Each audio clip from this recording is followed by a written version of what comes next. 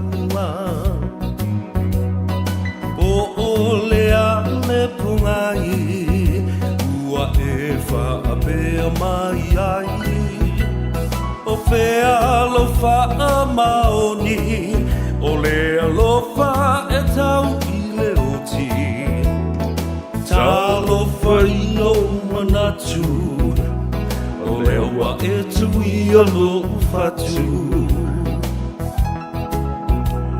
e mana tua le amatanga ia upu mau i loi mata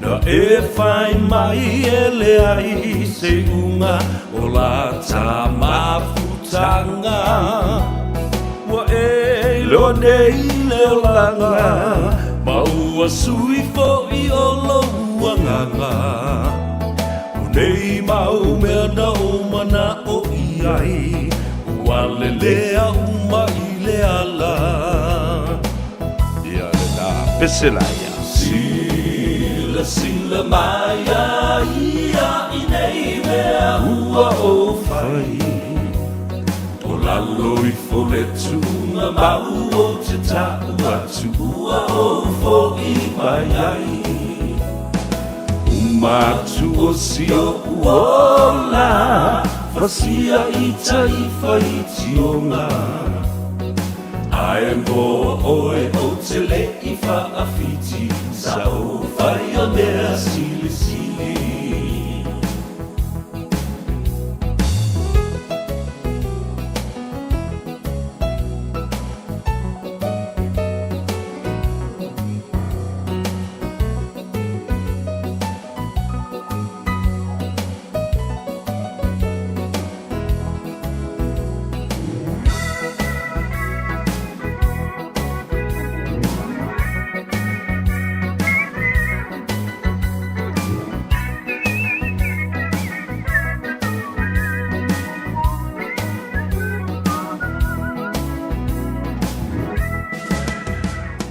Talofa lava le tunu pele Samoa i le loto ma le anganga i le nei fo i tae au fau o le aso to na i wa tātou toe au lia mai i le alofa ma le anga le lei o le tātou tapa au sini le langi wa ia fafangu ai i a te oe ma unei le tae au fau fa o popo i aso lo soifua ia ma aso fo i o le ola tautua i le atunu ia malo fa afetai i le atua I lana pule tō te tele.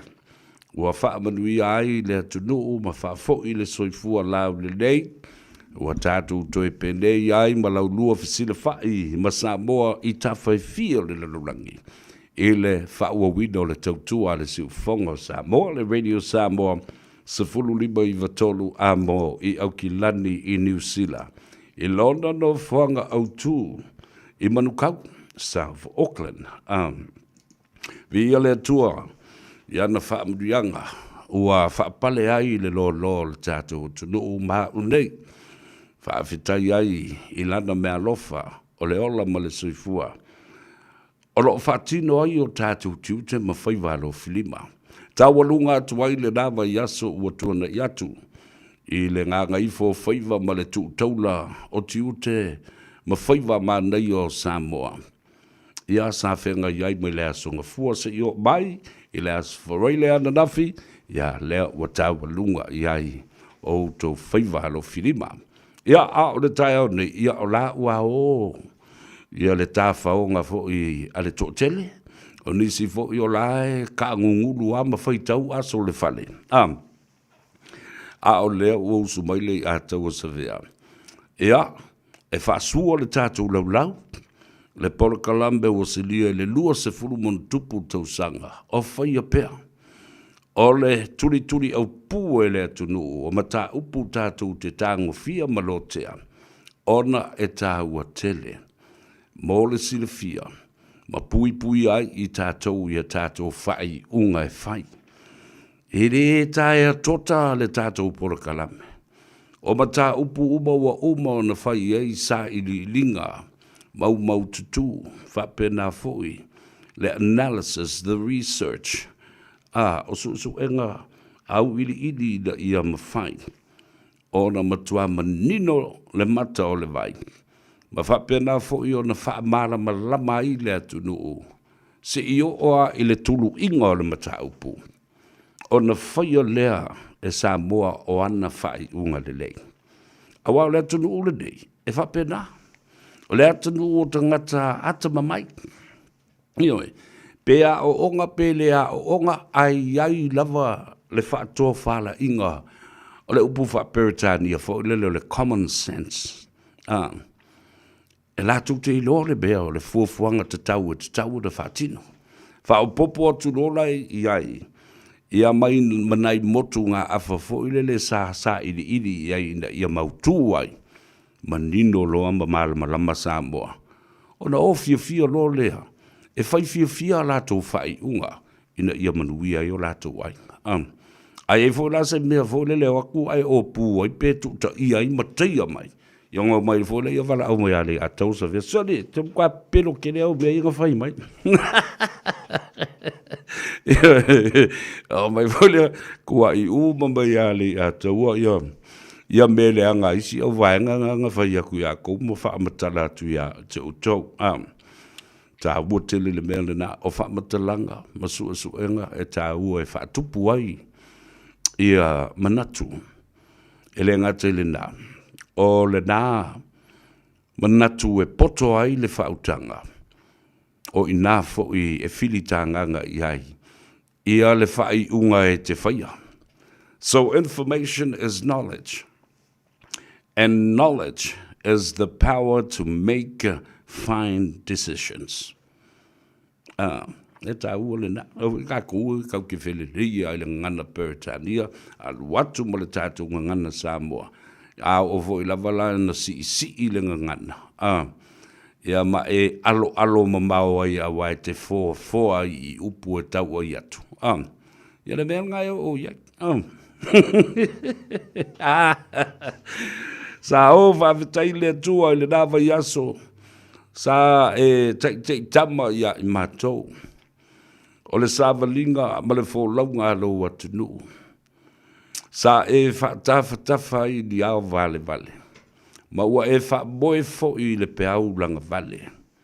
E lamati ai le soifua ngalue, le soifua tautua, ma le soifua au auna o utangata. Mai maunga te tele se io o i maunga iti. Mai ona ao se io o fo i ona iu. O pa ia ma mamalu o pale solo ma papale ngai e o Samoa. Leanga o le atunu o le ao mamala ua mai a ona tofi tofa, tosi le sami, tosi le langi, tosi fo i ma le lau ele. Ele o se atunu o taliola. Pawhitai le tua i lo walofa mlo wanga le lei. Ele ngata i o mātu te tai wha le malo, le nāwa yaso, sa fili nganga ai le tō whā me whetu na i muni au i tono o le maunta whono ma le pāle mene o le mātou atunu pele o Samoa. I le malai i te whau. O le malai o le tangati, o le malai o le whaalele ngā fulu, o le malai sa whaalalai mai o Samoa. Ina i aua ne i motusi ngō fie ma vai. Le wingal na o le upu o le malai na whaalala i mai o le atunu. Da whai te le i marmalama le iai i winga o upu na. Le malai ve te iei upu o le atunu. A lea sa silasila Samoa. Whaafafonga Samoa i lunga le ea ma upenga ta whailangi. Ma whaasalaunga tu sa o mai. Ina ua ulu wha o le maota. I ona mamalu masani i le whaatautenga le fionga le fonga ftelai. Le tama le ainga, le taima le to'o e tausi ai le file mu. Whawhetai le atua sa e whaatoa. Sa e ta iala. Ma avea oe. Ma manusina vivini mua. Au wā le ngā ruenga lau pāle mene. Au le tapua inga i le fionga le au mamalu o le malo ma lana matsiofu. Le fono a suito fia mo lātou whaletua. A o se whātou tenga fo i le fionga i le li pāle mia. Le fonga ftelai. le sui pale mia, le sui fonga fitalai. Le ai ngā kapeneta ma minsta, whapea fo i minsta langolango. Le tau mo whai mai o le lai tū, o lo o angai o le malo. Na vai ai suinga mata ngo fie, pe a whai e loto i aile tangata, e whatupu le file mu. Lea sa tangia, ma sila mi o i ai Samoa, i suinga malie na iai, le sunga i atu le epa, o lo o te tai le tuanga ia ngai na malo. Ma sui o whono uma o le pale mene mamalu o Samoa. Ta autola ia lea o pa ia o tia whau, o le balai o le whau tu ngā tangi na utu ai loi mata o le atunu. Utu ai le toto masa. Aia. E ui tae au e fia ma tae au e fia o Samoa. Le whau ngana o sa lilo mai awa le tau lulu whau o sa tuala. Le whau ula o le tui atua. Whaapea fo i ma le toe asu nei momoa. Na tau ama uma pa ia ma mamalu o tae au sa ili malo o Samoa. Ai na tu tasi. Le whaatua tuanga i le valo anga le tamaitai o nā whanua. Tali i langi se ao loa lua ma loa mali e toa masua. O mai e fo'i wa umo na wha fo'i i a ao le tunu.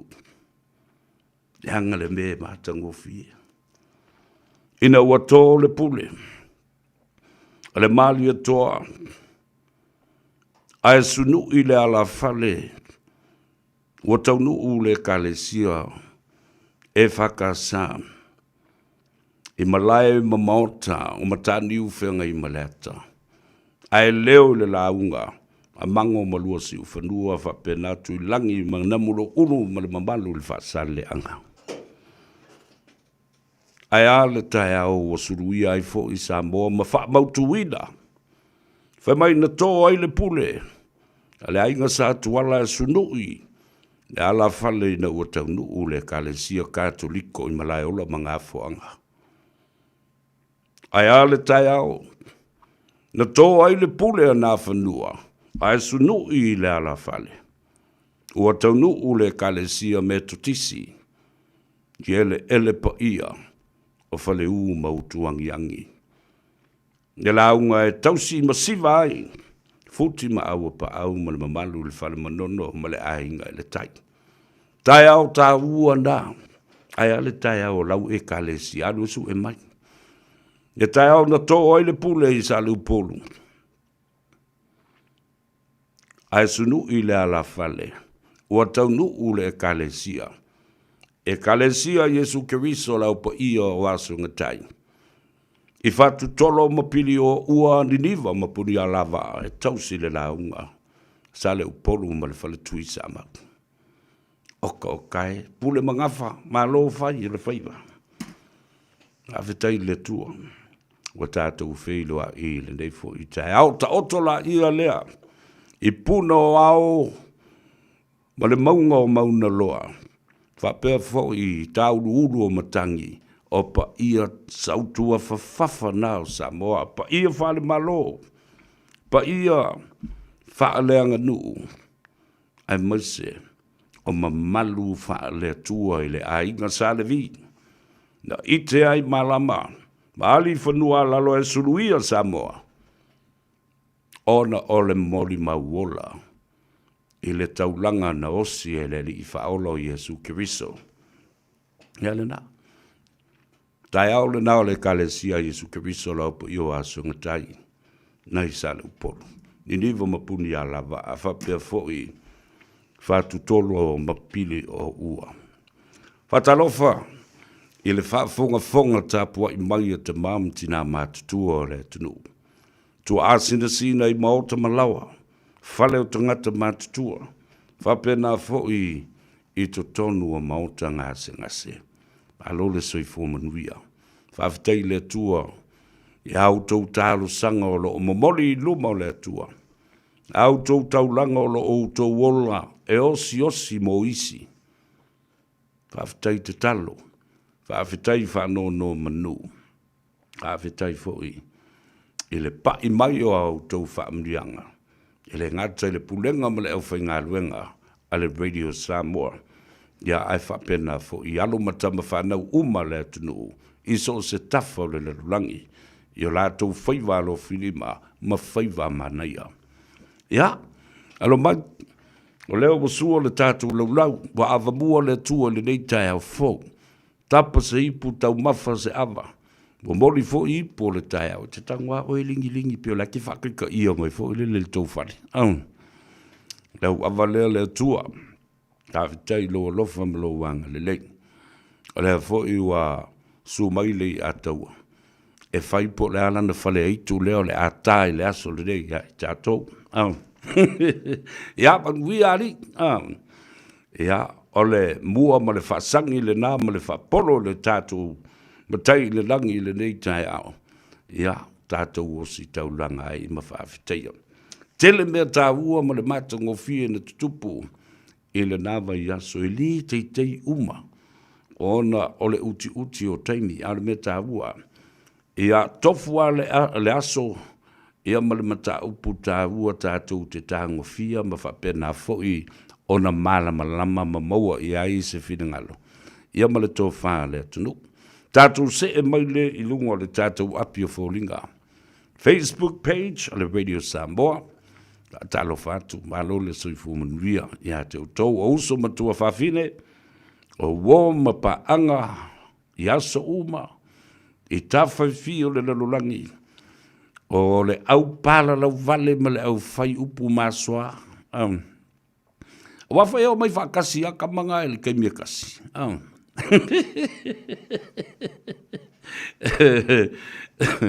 O le au kau ai maa.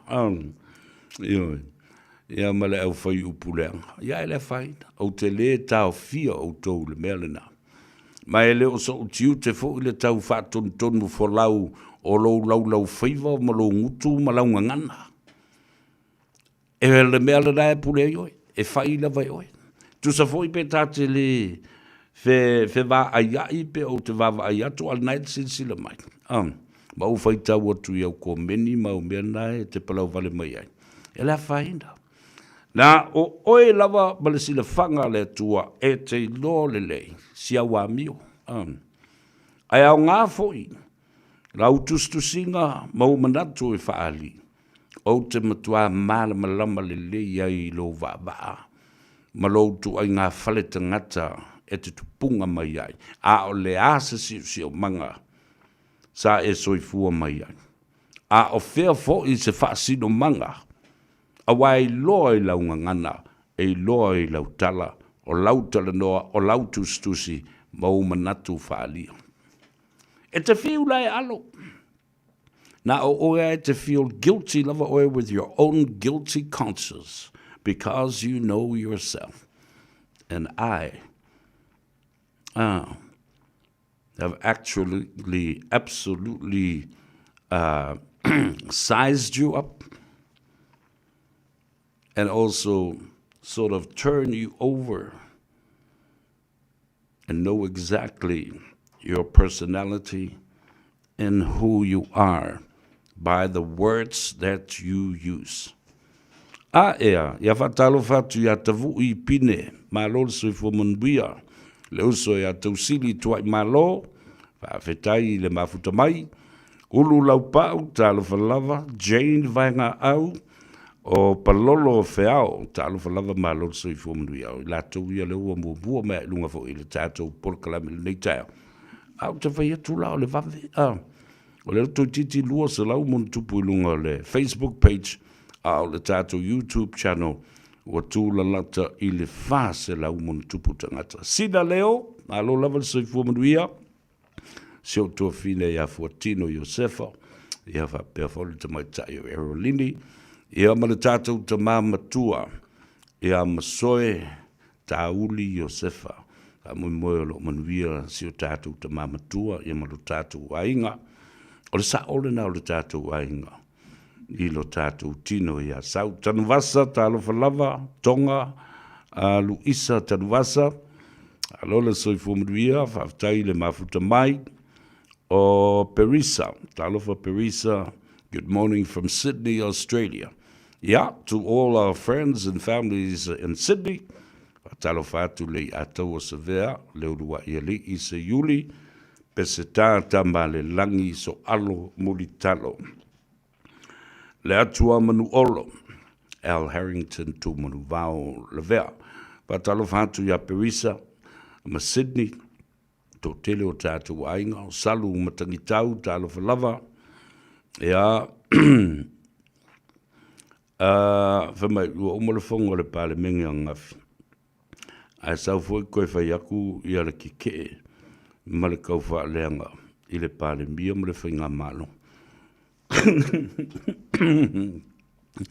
Ia, ele umalawa o le uso ia Tai Walton, talofa Tai, malo se fumaduia, o le uso ultimate Tai o Sina, Sina Leo, Talafalava, where are you calling from, Sina? Talafalava, I think it's somewhere in Australia. Yes, Sina.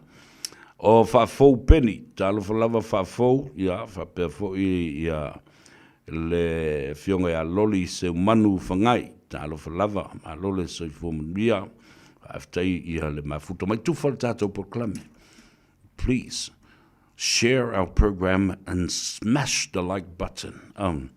Ia matu oi foi la ia leo sau foi ko meni I o te fifia tele e fai tau au tau ko meni ia ma atai foi ma fatupu manatu e fa ite me le lei ia tau ai fa mai ia fa vale tu loma lautus le ataua o le matou te tapua ia tu ma matou tali ia tu tatou polo kalame I nei le vi sale moa. Fatalo fatu yo tatu ainga uma. Walu atua malinga autala wa fale tolu malo sina. Alo fo yo le mali atua. Ya, alo le suifu manuia le tatu ainga atua la vai sale moa. Ai mese o le fafonga mai le sunga le toina. Reverend Seti malefalitua. Le nofo alo malimamalu le kalesia e fakasa. I sale moa. E fa pe o ko kele lo ang ia kele fo fe au ngai fa go fo ngu nga na ia wo fo fe au ne ye ko meni ya po fe fo I lava e fe lo ia ya ma to te o fo ta I le lofa ma le anga le lei ya me se fo yo la to fa mrianga ma le la to tapo inga o le uso ya faleni koro ta lo lava ba lo se fo mria o leuso ya Toa Brown. To my morning, happy Saturday. I'm in real tato por Kalame, watching you from Porirua. Talo fai maloli le soi from via Toa Brown. Ya mana yo tato ainga fo yo lo alalom papa au ile na vaenga o Wellington Porirua. Ya fa per fo I lower hat and upper hat. To tonu lavala to we Wellington. Mana tua. Le vai aso na sei bavai tunei. Na whai ai le whatalandoanga a le to whai le matua whatelai. Te vanga tofilau, Esther tofilau. O ia le nao le sui tau wā. O Samoa ma le Pasifika. I lalo le fua o le a fionga a vavasa manea Winston Peters ma le New Zealand First. Whai alai la lo I kala estete. Lea na whaatautia e le fionga a pesta. Tamale langi unga Alex Fido. Malo atu le nafa talnoanga. O le mea taua. Ia I loa masoo tulu inga o New Zealand atoa. I le whaalawi loa. E iai le toa tamaitai. O le o si ilo na lima. E wila o le tamo e atu I tutonu o manu rewa ma le tu malo o manu rewa. I lalo le fua New Zealand First. Ai tāua le whaalawi loa fo I atunu uma le laulang. A pitonu uma o New Zealand. O le tātou sui le na.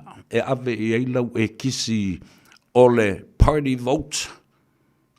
Voting for New Zealand First.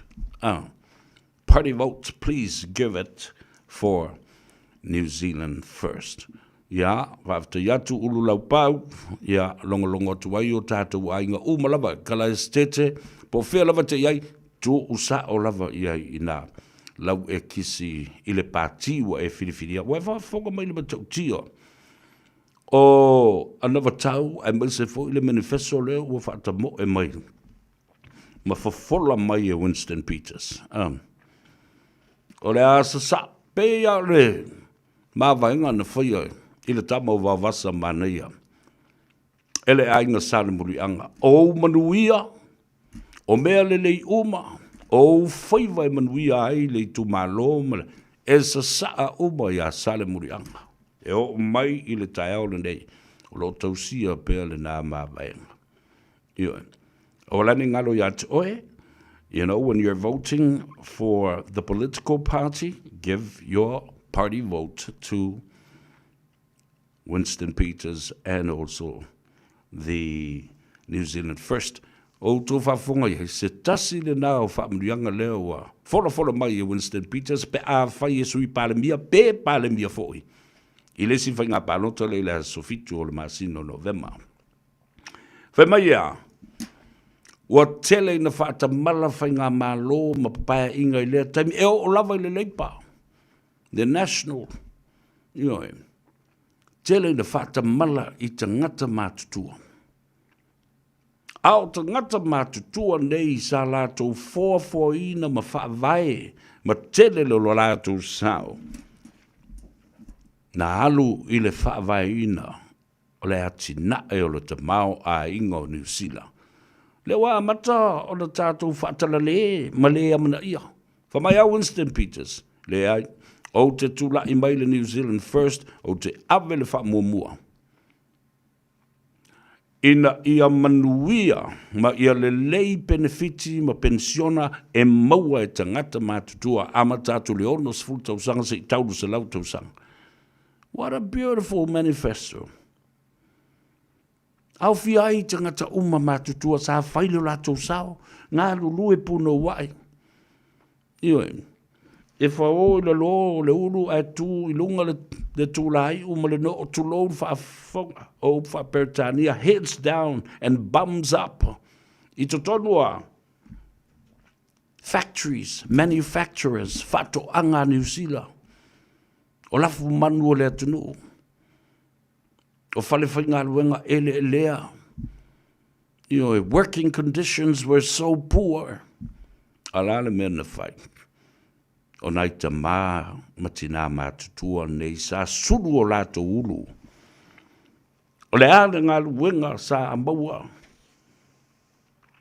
The dirty jobs of New Zealand. E o uma i le au New Zealand. Ma maoli ma istangata. E lainga i le kiu. E oa i e tala lato benefiti. Unemployment benefits or whatever. Sickness benefit. A o lae puno wai. Ta mam tina mātutua o Samoa ma le Pasifika. Ma le tō telefo i o isi ta mam tina mātutua o le atunu nei. Their hard-earned money with honesty. Sa wha maoni le whainga o lātou tiute. A leo whainga elo i whainga malo i te atu nei. A tutuli nei ta mamtina mātutua e o i le work and income support. E aso a toa o nonofoi. I le tautali ina o fesili. A uma tuli alu e mai le pepa mo le ato mai pepa o le application nena whatum ese lo wika mo lo ingo. I tangata e whaia me nei o tātou ta mam tina mātutua. Whawhaingo fie me uma pei ale me le whai me nei e Winston Peters. O le mau fo le nā laudi. O mea sa whainga tā whawhaingo fie. O mea sa matua ma mawhatu wha ma male a venga. Mea tonu wale nā leo te whai atua nei. E fiu tangata, e toi mi milo, ma li liu, ne whai ngā māloa la uli wai ei nei. Wa se e le sa. Wa wha alua na tu wa vanoa le atua. I le sunga la uli al mali atua. Ma le wha tua i le atua Samoa ua tasi. Whai mua mua. Le lua whelua sifuru ma le tasi. Vāle whongatia. Ina ua le whetau I fola. I la ngona ma manatu. Ma fe ese a ai le vau fia me le sa fa pito. Fa pena fo le sunga lauli al Maria to. Lal mena fai? Se e loa ma lauli al Maria to. Alu foi ma avel le business plan. Le ana fa vai ai. Le ainga fa tua i le tua sa mo utasi. Ai tu oi pea. Le minority government e te itai e le sa fa pito. Ma le wha manuianga, ma le wha alo alo mawa lunga na tu inatu. E le fionga i le lauri ale Maria. To e se ei ai mo le teimi mumua. Se tama itai i le tofi pa le mia Samoa. Ia ausia pea le sini au tu le anga sa sui pa le mia i atu lepa. E le aila sa sisi. E sui pare mia to e luaku, lunga koe di mauti lano. E te tau o na o i le tofi pare mia, lea na ausia. Tau wala atu lea. I le nganga mamama le loto mama. Fata ape le fono, le pasia le talo le tupe, to e o i tua. To e tua vanoa. Le tua i le whainga paronto le lua whelua sfulu lima wha tope wha nati. Toea. Nao le lua sfulu lena o i tua. E tau waina, ma whina uina le toi fo i mai. Ai fo i mai. Wa toi wha o popo e le tua isi no fo e sfulu ma le lua. Wa atoa iei lea. Tolu sfulu lua i le tolu sfulu tolu. O sui e ono whau i le malo. Mea lale nau te whai atu ai. Ono sa yellow, please. O wā venga mea nei na whai e le atua. Sa iai pēr la uli i le plan a le atua. Nā le plan, toi wha fo i mai. Toi tu watu iai le avanoa. Toi mo mori mai maisi te ngata wha o popo e la lango le whainga malo. Toi whatu lai le sunga lauri al maretoa. La lana e le no whaiatu. Pe te ita, pe te whali i matulo fe i a te au. I want to tell the narrative and the story and to be honest with that. And it's your guilty conscience that you will never accept gracefully, graciously your damn defeat.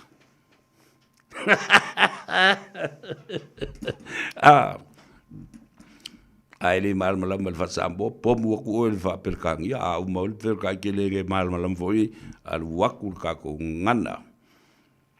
Yo wana o I mo ai le file mu. Fa matala atu le mesa o le lema fai ana o totaliina. Ma le nganga fa maulalo ma fa pe mai. Wa le au ngā le mausa o to o mamomoli fe mai e tau tala ngā luenga. Ele toere au ngā. O anga luenga e kaukala o lewa o me aia iai. No tau mai loria tau se eima o tau wha alue ma wha mawhanawhana o tau na fwoi o tau ofisa.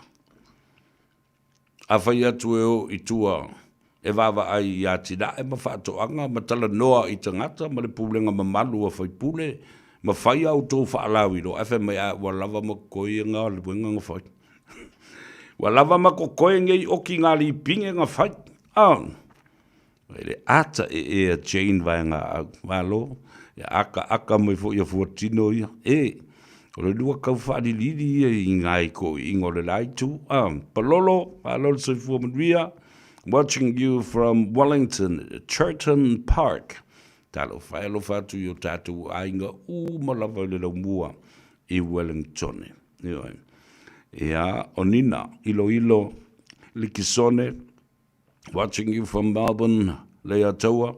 Whaaftai, ialo whatu mo oe malainga. Jean Collins, po Sean Collins, Purcell. Vemai, le matamatatu I nei. I Puyallup, Tacoma, Washington, and Seattle. Ka kili, ia share tātou por kalambe. Ia fa pena fo I ona fa talo faku I le uso ia Alex the Hitman. Wow. Malo Alex. Fa talo fa pitoa tu lava. E lo uso ia pesta tamalelangi. Unga Alex Fido ia ole ta imua fo le nao le tato por kalame o le si fongo Samoa feso ta I la lo I kala estete le ayo keriso fa vitai mo le avanoa sa fa tala no ai mo fa tautia le feilo inga ma le tato sui fa o yoli ma le tofi fai pule fa o yoli le mauta ma le pale mene lalo le fua ale New Zealand first e peo na yain ia le tofai a te vanga tofi lau titilo le I le ingoa le na o lo ilunga le pepa panota te vanga Esther tofilau ia tanga I le lei awa le ngole na tau e silsia toto ale iai fatalo fatu Alex Malonzo I fomanuia o le uso ia Tam tangoai talo fa Tam fatalo fa tu emusiu ainga po feolo e mai mo mai ai pela mala ia fatalo fatu ia pela mala o JSM talo fa lava alore sui fomanuia fatalo fa pito lava le to ina o le tamamatua le mai mata utu ma le fanga o le ainu sambi le uso ia mua malai fatalo fatu mua ia o manatua le nei a soa ia tua tonu ai le so le vai a so talu le na tatou wo ai tali le vala au le fionga ia vau vasa mana ia Sir Honorable Winston Peters I le mauto Samoa ese le matango fie le la o fa fonga ma silsila Samoa o I tangata I e whaia mea I e whelua I ai le tunu ma fa sanga I ma le tunu ma tali malo I ta I o le malo New Zealand o te le tau whai atu ma o I nā fo I e ta tau na ta tai ai le tō wha ma le fina ngalo o Samoa tātou o mai I le vaitele aua nei toi whaapu mo o ina se mata upu e te tau na manuia atoa I Samoa. Le vai tele le nai peo na ua watu le vaso na te wame. Se lau iei, nā koua ku fo io. E nei nei si o tautou tia mai tutu e whaafsanga I male atinu. Nara, nothing. Oi, tau te tau nu mai, watu lai le toto'o, male launga, alei ataua, severe, pesta, awa Samoa. Male feilo inga, male fionga vavasa manea. Fai mafonga tā moli, o te tai o le Pasifika, Pacific Leadership Forum. Le tai au whaiva, awa le fionga I le aloli, I le tūpāo Samoa. Honorable Fipuleai, semi-Fipuleai. Pa pena fo I ftelinga ia tele, ai tō whāle ulu muenga. Le Asa Foundation, le ftionga le te fono o le fono fau mamalu o Samoa. Sunga siata, ati na eva ai po lau fionga foi. I le alo le I male lo ia si nial, ale malo New Zealand. Te lenga siata, vauliko pio fale malu. Ia fa pena foi le mamalu o le laulau a fono. Fautua whapitoa I le tātou fono a Samoa. Peiona iai le sunga a sua. Tolu manave faumui nā misiluki sua. Talo fatu sua ma le whalitua ia ani. Ka awhitai mo le pō ana pō. Whapena fo I le sunga e ruflufi a moe whawo. Whatalo fatu I leisi fo I fautua whapitoa. Le sunga I le matai o le tama le whale. Ai mai se le lau a fono a toa ma le tātou komiti. Na ua fionga I le whailau tusi ma le sui whailau tusi. Whapena fo I le tātou tautupe ma sui tautupe ma le mamalu I le fono usu o le fono fau a Samoa. Ai a le wha malu mai o le ofisa o le fionga i le tama le malo. Au whemong a fionga Honorable His Excellency a whemata palusalu e wha po le lua malo au wā. O tau sisila la i tū tino nei o lo la lango whatasi e tau ave le mau o Samoa. A o lele i o mai i ai. Ne fionga i le whaalolonga i le swafa ia anai. Lupe matasila afo e nai.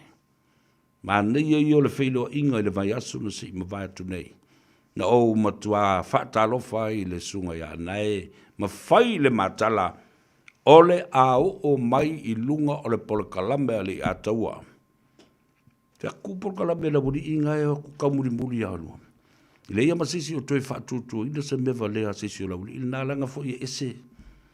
I ese le agenda. Ala uli ina. Le i kamiki leo snake i a kānata. I a male sunga i a iti. Tu e pepea la tau i e opo. O a la tau me whai. Tu e pepea. Ai o le mea lea o te tau anau o tuai nei. Ina ia aua nei wha pū mo o ina pe o le whinaunga sa mo i lon sit seni lena whai. Ia whai na o. Tau ai maa mai. O whai kau ai maa mai. Matali e fe mai ai longa. Nea. E o se whautanga. A wawasa mana ia so Winston Peters. Whapea fo i le parlemene o New Zealand. E valea e tu mai i se sit seni. Ma toi whafo le sit seni o Samoa. Nalmena tupu. Na tātou wō le lo le whaitaunga mua. Toi o atu le whaitaunga lua. I to tono le mautafono ma le parlemene. O New Zealand. Tātou fo i mai na ua pāsia le whaitaunga lona tono. Ua matoa mā fe e la wari i. Ese au. O mai la lango le mea le atunu.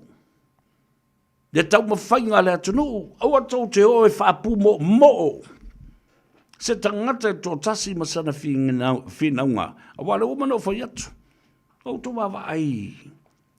I le pūlu te lea ma le vaitele leo Samoa.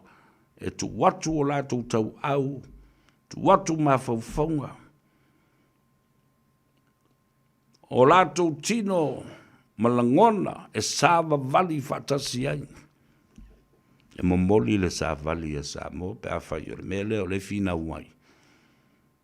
Ina ia whatanga o tātou visa ia.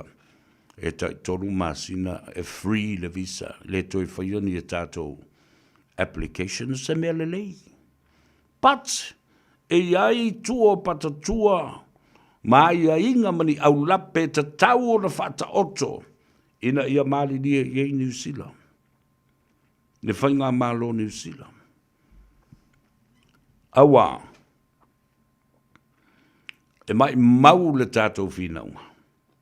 Pe a whai, tātou te le talanoa ina, au lape ia mawaenga ia wāra tasilna mea tāu te le, o mawhau. Mea mua, tātou e whaile whenga inga manisila. Nā o Samoa lawa le Pasifika e whaile tātou whenga inga o le Treaty of Friendship. Nisia tu motu umo le Pasifika, ia, e whātiu tala loa e le ai, se lātou whenga inga manisila. Ale mea foi la lea e manatu i tātou te apai i tangata atu motu o le Pasifika ne i manatu o whapea o whailonga tangata New Zealand. Ai le ai se whenga inga a le Pasifika ma New Zealand se i vanga nā Samoa o le sila e tulai mai.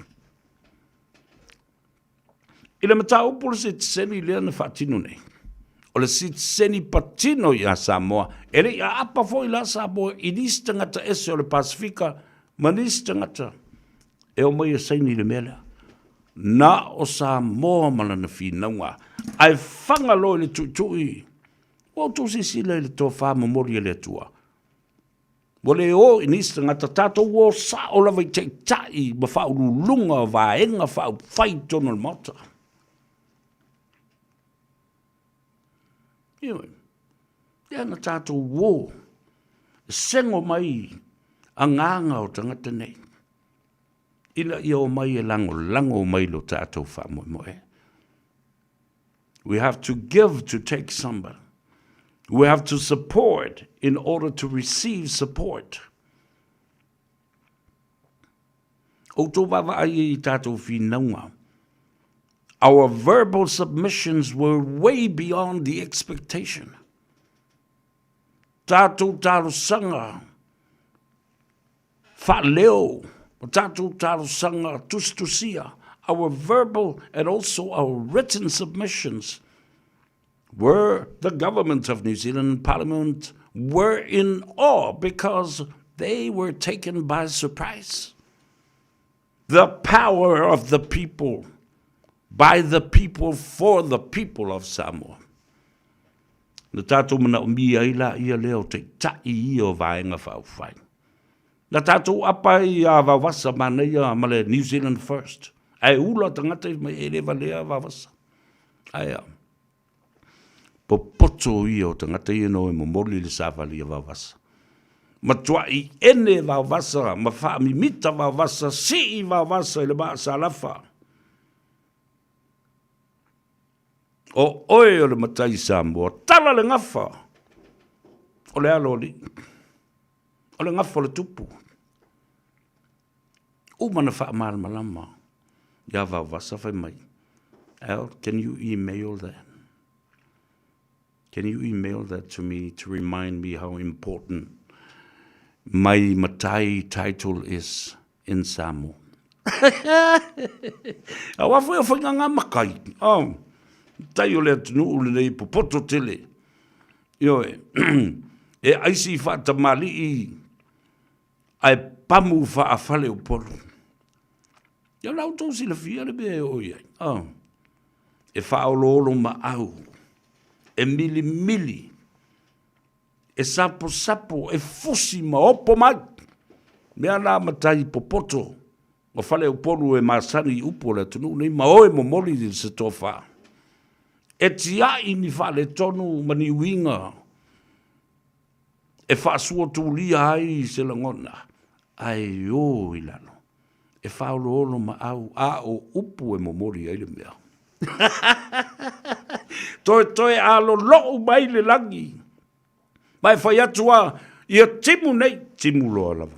Mai whai atu tā ofi le timu. Ai toi suru mai a veo le lao. Ele ai se mea le mawhai ona whaia. I le ngango le atua. Ma le loto tū whatasi o Samoa. A oa no e furi le maunga. E oa nei furi lo mana maunga. A o foi nei o ta lepe se me. E o kwangi ka lepe. Ia. Talo whalui. Ma lole se fua manuia. JSM. O manu sua talo whalava brother. Na yo uso nei mai sale longa.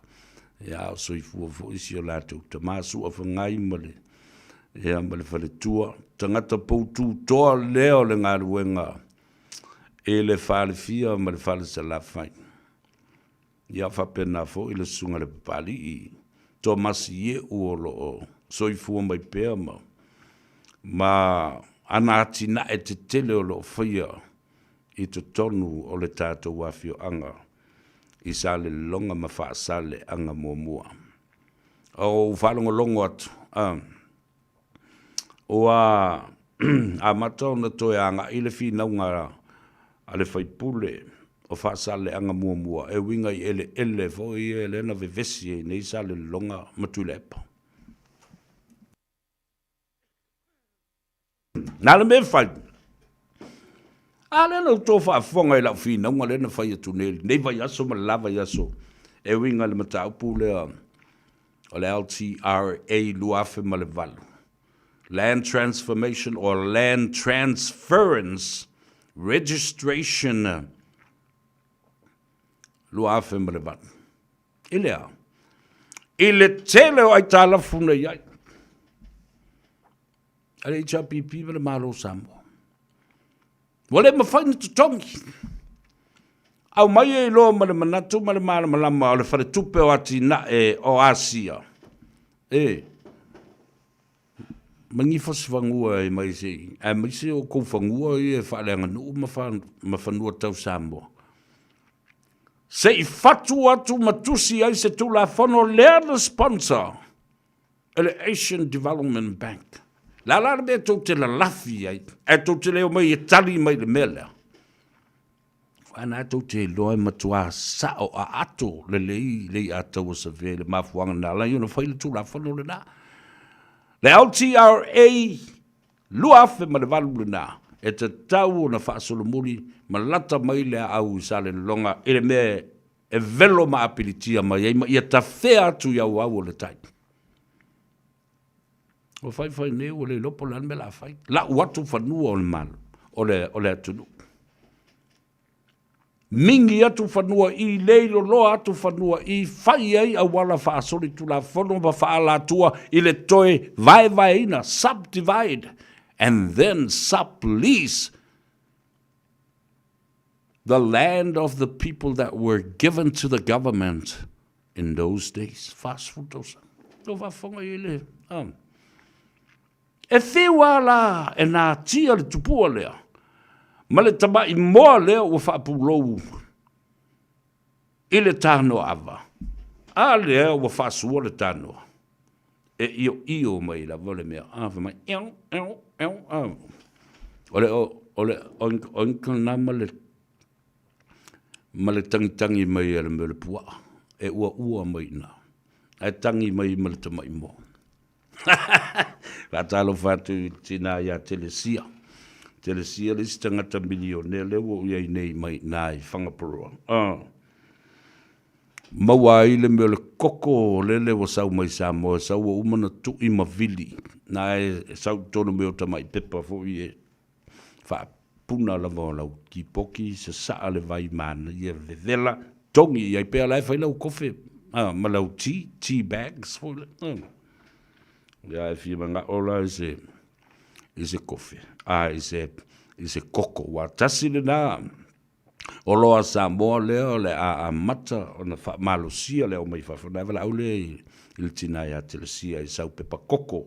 Wa umo na wha malu le lei. A ua mai tutonu o meo tea bags. Whaingo fie fo I wala iwo I telesia. Le o, lua, tasi, tolu tasi, ono o iwalima. E o mongo ka aloi. Ale lua aso nga mai I le pepa koko. A wa se furu me I tonu. E mawhai ona maua lau pepa koko. Oi lau I puti e wha mai le tama I pepa e tas. So 1 slash or sash, you can actually get 4 or 5 cups of tea of salmon cocoa from 1 sash. Wonderful. Beautiful. And the packaging too is so beautifully done and presented. Yo telesia langa mo le koko Samoa le na. O le olu tasi tolu, tasi ono o ivalima. Fatalu fatu isi o tina pele. I le tina ya tapu itea. Ia whapea fo I le tamao le tātua inga. Le fionga ya tuiali I sofa. I Takapuna, North Shore, ia whapea fōi le nofo ma le ainga lii. A moe olo maua lo lua malosi, whawhitai I tārusanga moria. Ia mawhautuanga mātango fie ma le tāua fōi a te au nei ma le ngā luenga. Ta talo ina ia whawhoisia pēr, le soifua, ma le soifua lauri lei, maua le malosi fōi o le tamā o le tātou ainga. Ia tuia li I sofa, ia maise fo I le malosio, o le tina. Ia tapu I tea sofa tuia li. Fatalofa I le tama, sia uo fa pele. Hans Webster and his lovely wife and children and family in Perth, Western Australia. Alo le soifomanuia. Thank you, Hans, for keeping me company. And I hope your wife and the children and the family are doing well. Ia whatalo whatu la ia lele te mamatua. Ia au mua ave ia whape voltina ia au auna ma le whanau. Ia I tuatua I o le tātou. Tātou wale si whasilau. Ia le uso ia sua I lua. Ia ma le whaltua ma le tātou whaidi lawi loa. Ma pe whelo fionga le taulangi tofa. Ia ma le tātou whaili pū lawi loa. Pe whelo fionga tanga loa le te whaili. O li I mata mai tai, o uso matua whawhine, ma le mamalu o le tātou whaili. O le PIC Avondale Brass Band. Na tango fia I o tele o aso whailonga ina pe ai le mamalu o meo whaili pū. O tapo I, Filifilia mau tapo I. Talfalava, watching you Severe from Sydney, Australia. Mole tufa le tātou polo kalambe, ia whapena fo I kuki whaasavalu. A talo whātu malo le soifua munuia. Watching you Severe from Gilbert, Arizona in the United States. Lo lava le soifua munuia, ia mai se fo I talo whātu I le whaletua ma le ainga, ia mai se fo I le no whaalo. Ia ma le kale si o lo o tau lo lotu ai, le nāno whanga Gilbert, Arizona. You lai le malu, tālo whalava malo se fuamunuia, whea ngainga anaua, ia whapea fōi ia lua I uvale, ia ma le whionga atunu mawhono ela, matai rata. Ia, whamai ia savea, ka kau ia whia mea na resign, ona o te te le tula whono le malo Samoa. Whamai ia lau kenge o fuatino. Ia, haftaia mo whaamrianga. Manuia tele sa pati le asua tai au. Au la tātou le malolonga, fo I mai. Ia ona tātou talanola, ia le se vaenga le tula whono na. Evelina Vaimoli, taloflava, o Toto as K. Tam. Fatalofa from Germany in... solo sia mangi le ta fau mai ai fatalofa ia confused malo se fu confused e mai mo mai o le tatou nu tau me sina I vai ala mamota ia alo le se fu via ia fatalofa tu yu tatou ainga umo lo mai mo ma fa fonga mai I tatou nu le fala vai maunga. Ia, a mata mea nai vai lele ma le tongo se o mai maalauli o mai I lo tātou ainga e whangari yuta ma whangari tai se o mai I vai vase. Ia, whapea fōi ia le matawhanga tele I mō taa se o atu o I la lango matau mea sina. Ia, o atu I le tātou pitanu o le Pia Park o le manga whā vai puna. Ia whapea fōi matau tu sā. Ma I ngai le vili, a solo I fua I vini. Ia o tātou a inga uma o le nai whaalongolongo mai I lunga o le ele ngata lo penga ta whailangi Facebook page, ma le tātou YouTube channel. Ia, and also remember, o leo waola le tātou wala leo, o le FM 106.1. A talo watu I leuso ia Eric, spatu ia whapea fōi ia siona to lua ma le whanau. Ia maise le au whainga luenga uma Samoa I nai le Visi Boxes. To tele lau vaenga nau lo ngā lue I nā. Ia o halo matama whanau a le tātou tunu o Samoa. O Simamau tamaseu toloa. Halo le soifo manuia, haftai le mafuta mai. Ia maise fōi o le sunga lui mai le umale kaufa le ngi ko ingo stui a fa ko kaufa lolo wo kausui mai ia papa stui lava yaso Bruce Senga alo le soifo mandria a taile mafuta mai ia fa pe foi o tuli loa o a new alo so fo mria le sa amatanga ya whamaikala asina watching you from the bay from the island bay of Wellington ka whiwhi le maanga i ole me ka whau i fwoi sina la tau i island bay nau COVID Tomase ngawa ta alofa lava salu matangi tau ya whapea fwoi i leuso ya Philia T watching you from Glendenning, New South Wales. Ya whatalo fatu fo ile na vaenga. Lo la ampapa o Samoa leo pepe petaya. Talo flava malol so fo mria. Fatalo fa pitoa lava ile fionga ya tau papa. Leo pepe alole so fo mria leo pepe ya male fale tua ya roof we're watching you from Seattle, Washington. Ya, vapefo i Otila Lawano.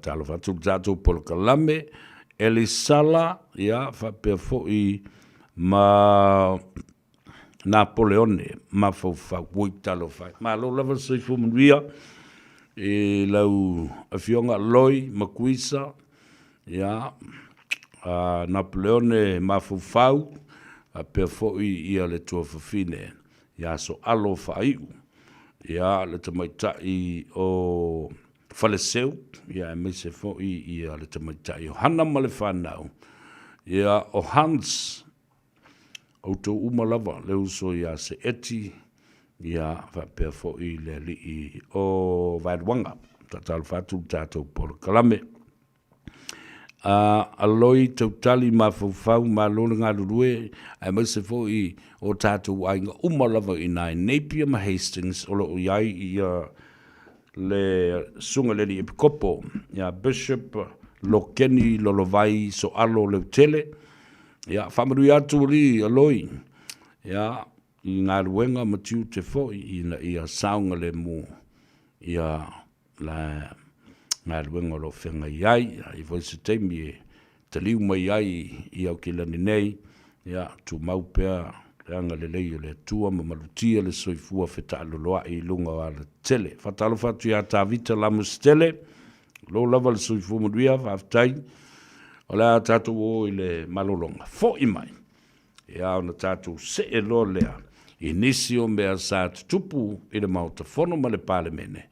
Ia, me se foi, o ni mata upu sa tango fia I le nava yaso uatona. Gynecological cancers can be silent. You shouldn't be. Learn more by visiting thepowerofknowing.co.nz. If you're unsure or concerned, speak to your healthcare professional. E le te tau ia oe una nā tia a fianga o le ka nesa o tutonga sa o te maitai. Mo le sila fia atili, asiasi I le powerofknowing.co.nz. A whai o e popole pe le mautinoa, tala noe lau fo mai. GlaxoSmithKline New Zealand Limited, Auckland.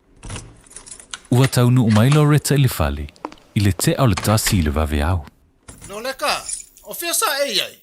O le waka le kasi le vaveau whakoa e kaungu umai le fale. Inga e whai mei nge kaungu umai le ongo, o fia sa e iai.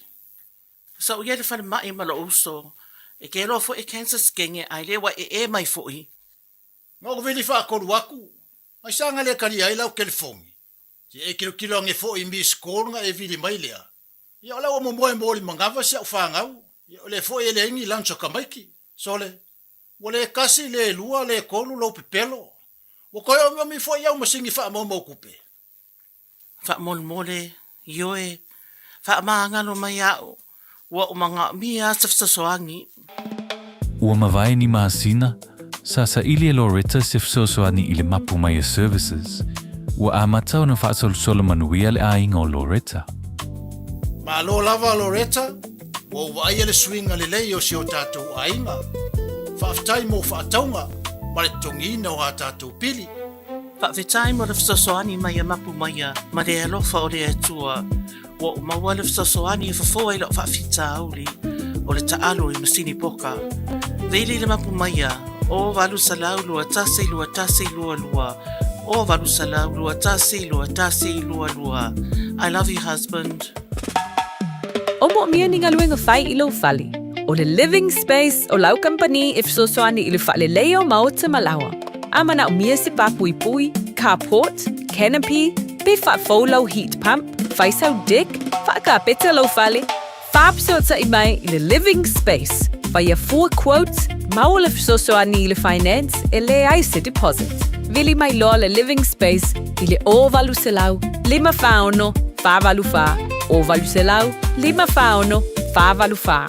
O fea te lua oi ai. Ma te o e awe le sue ngā tau whale a mā aroha. Wa umana whailau siaki. Le ai, o le mā le nei, e la i titi tele.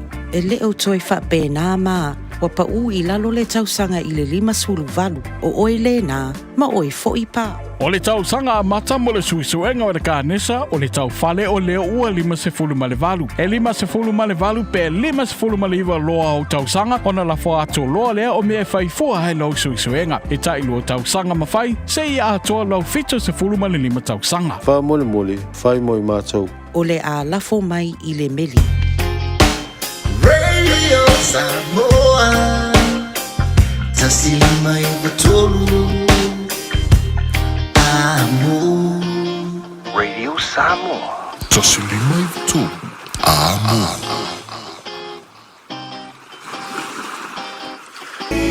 E ole da whawhiwhianga sui whiwhiloi o malolonga le nei fo I whai unga le vai aso. Ia o tō whawhonga mai le pese le nā. O le tangi tala a le uso pese ia le aso tasi sau fōi. Le lenga muri anga u whai mai eriki ngā. Ia tō whāua umata ua. Talo whai whatalofa le li pese. E le sunga ia le aso tasi sau fōi. La lo whaptai mo musika fōi o lo au mai ai ia le nganga. O nei beo o mafutanga. Ai o te fia whamanui atu le soifua. O le a fionga ia aloi makuisa tautali. A toa le lei I le so. Le ono sfurma le iwa tau sanga. O lona soifua ngalue. O le tautua ma le au nanga. E le ngate tono o lona a inga. Ia e whapena fui I le lautele o a inga o siona tō lua le tō whai aso alo. A whaiu. Ia, ma a inga lautele. Ia, e mese fo I o lana tautua I le kale sia. Anga leile tua, pa whaamni atu I le atoanga le ondos fulma le iwa tau sanga lo suifua. Ia wha popo fo I le tua nisi aso se tele o lo suifua. Tātou o tāle pese lea, ia manai a tātou whaasa launga ia. E tā ua tele.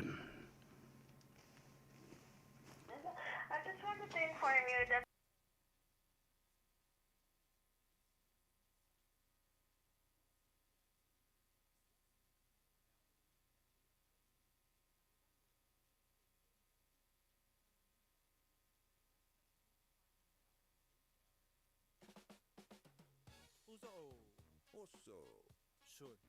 Fe o kausinga iau makari I la manga iau lau ka vali fou. Boi wai a musio uso. Bai. O le enterprise motor group man ka. Wa uso ia kai awangi. Lei yang whakamoe dau whainga duenga. Ai o aku rea fia wa show lau ka mai lunga lawan. Pa ma koe ngā ka vale. Piki apu SUV, van. So koe ngā ka vale ha. O fe foi kava. O le lima ongo fiku Great South Road man kau. Pe vile le over selau lima o dua korfa. Enterprise Motor Group Manukau. Sa ili, fili, ma ave loa lau tāvali.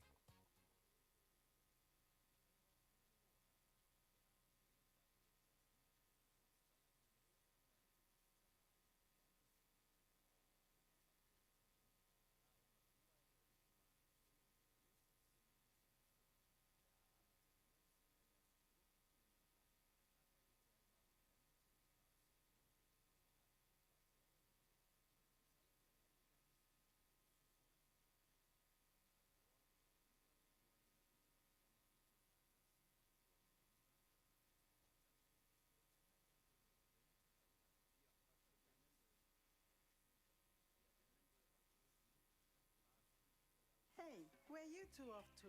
We're going to go drop off Nanny Aroha's spouse screening test. Have you done yours? No, this Nena is too young. Not anymore, Nena. The age has just come down. That's you and Papa too. The starting age for the National Bowel Screening Program is now 58. When you turn 58 or 59, you'll be sent a free bowel screening kit every 2 years until you turn 75. Please do it for us. It will come in the mail.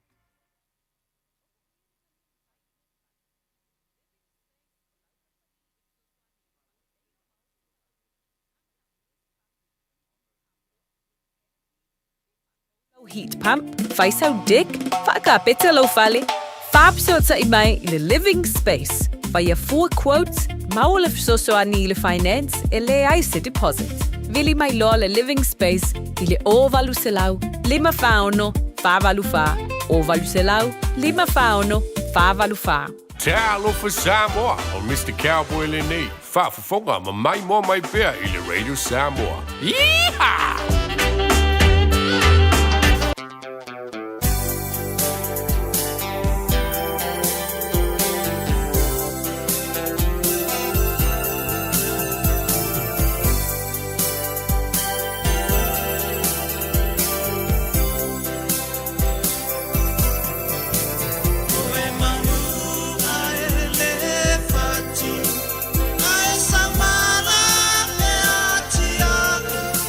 Feel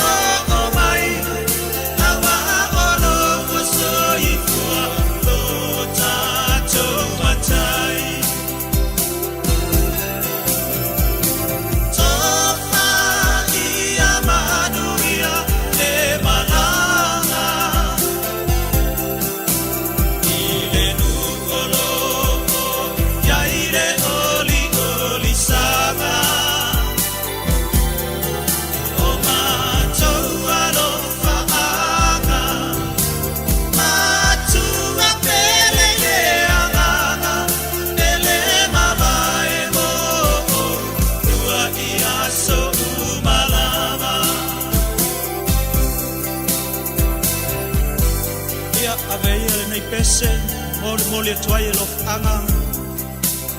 O matua. Fai langi le folauna. Alof anga baya tea. E ole na ole ua toi whaami nute o na tāle o le i tūlai. Lua toi wha wau le lo whaanga ma whaamdianga le nā. Ia mo le fionga ia aloi makuisa i le atoanga o le ono sifulma le iwa tau sanga lo na soifua. Masalo lo whaafongafonga mai le loi Hawke's Bay. E Napier ma Hastings. Alo whaanga nā mori atu mai i lau mana mea ia so alo to vao whaiu. Ia wha perfo le whanau te moita Johanna ma le whanau. Ia wha perfo i le uso ia se eti. Ia ole li i o mawhauwhau o le tamo Hans. O no me wha perfo i le li i o Harry. O lo whaafonga mai i au se tā lia. Via tele lo a soifua loi. Whaaftai lo soifua tautua. Ma le osi o singo tātou a inga. Ia maua lo malosi. Ia au lo o whenga iai. Ia mga luenga i le nā fo i pita nuu. Male i tūlangi o New Zealand. Ia whapena fo i o na saunga le mū. I le wheta loloa i pe a whai e malanga mai. I au ki lani nei. Ia wakulau whangu vai o le ola. Wai malosi ai ba e manui ai. Ia lo whaftai mole. Happy birthday to you. Alo whaanga fo i le nā. Mai e tau nei a le a tau sa vea ma le tātou a inga a toa. Le fionga le aloli i a peito malifi. O le fionga i a whamousili vana. O le sunga le pali tele a teo la tawhale Maryland. Ia maletoa tele o le tātou a inga. Ia walo wa suifua. Ma whafta i atu le tele o ngā luenga le lei. Ua whatino mo i tātou. Ia me se foi le nei tua le ainga. Mai so lau tautua i le ekalesia. Male a inga o lau mana mea. Ia le tō whai a so alo tō vau whaiu. Ona mai leo lau whatalofa i le tamamatua. Tupa i kunwa iu i au se tālia. Alo whatu i le tātou por kalambe i a te oe. Ia whapea fo i le uso i a lui kunwa iu o le uso i a Sam. Ia male de whaife au o le tātou a inga. Reverend kunwa iu.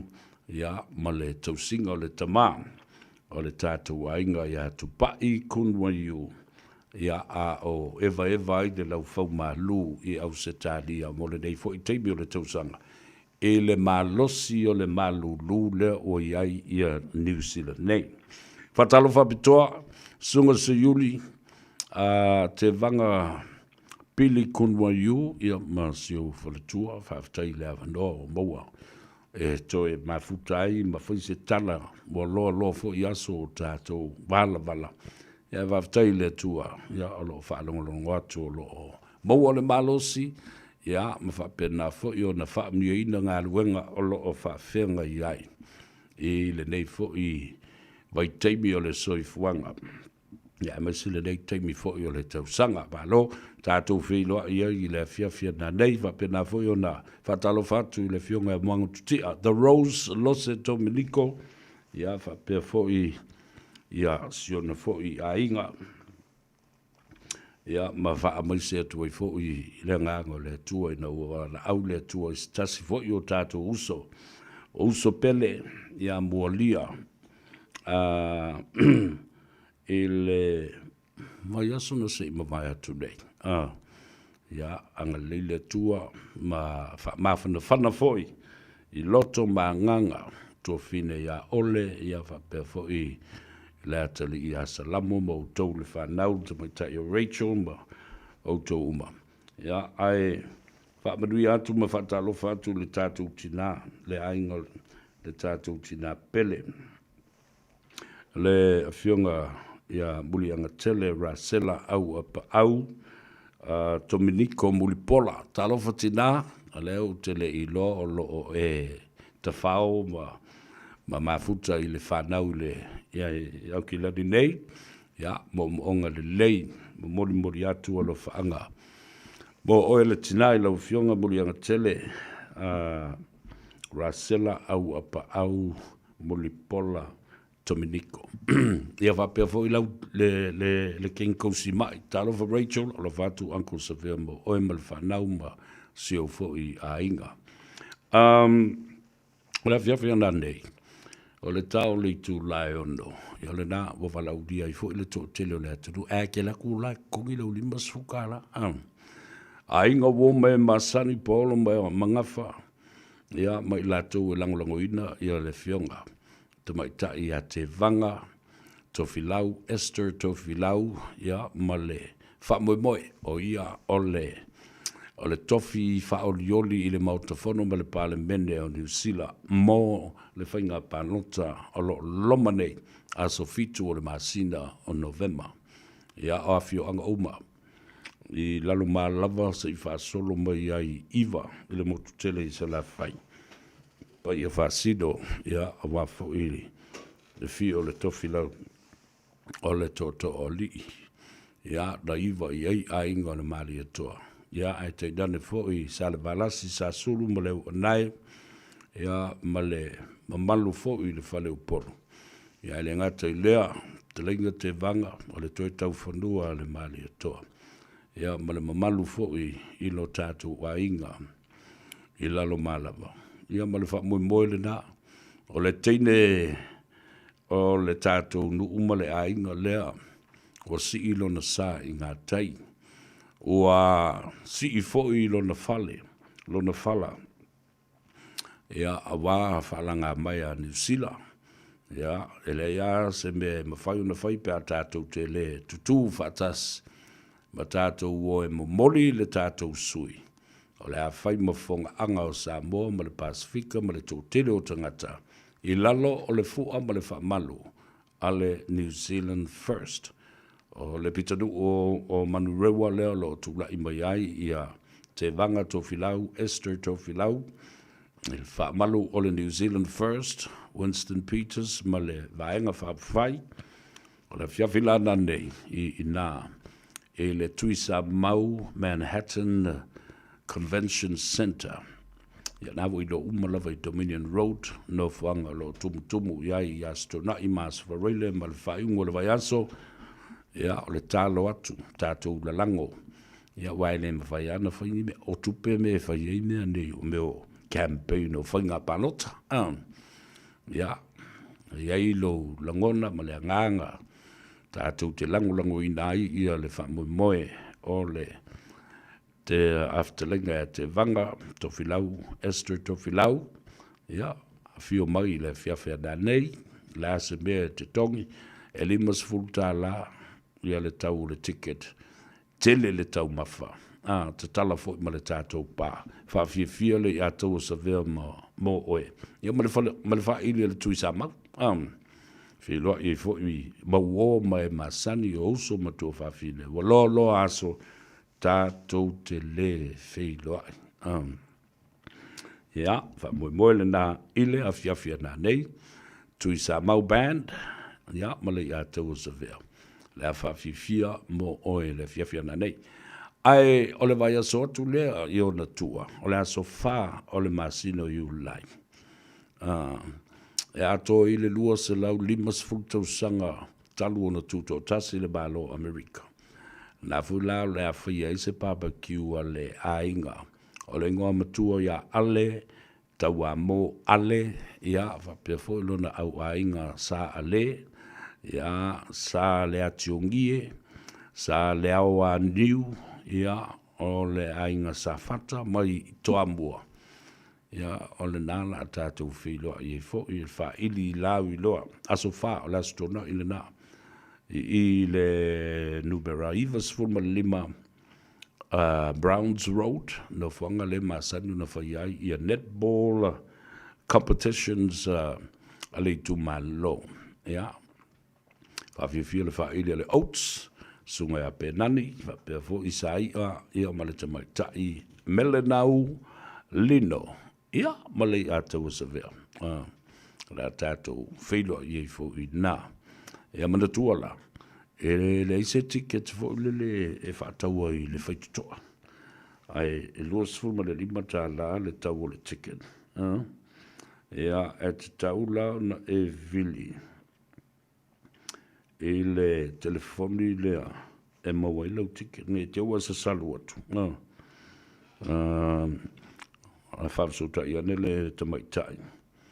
Ia lila vanga na ile olu tasi fitu valu o tolu tasi o. Toi whafonga lumera na olu tasi fitu valu o tolu tasi o. Ai piwai o. Ke la kua e ma u waku siau kanga e. E wakui lau vaitau mawha. Ai sala wala ngai le ngi meo ngi pufo le mata eta e whatanga ina pe e wha o ngā i le teimi o le tātou wha fianga.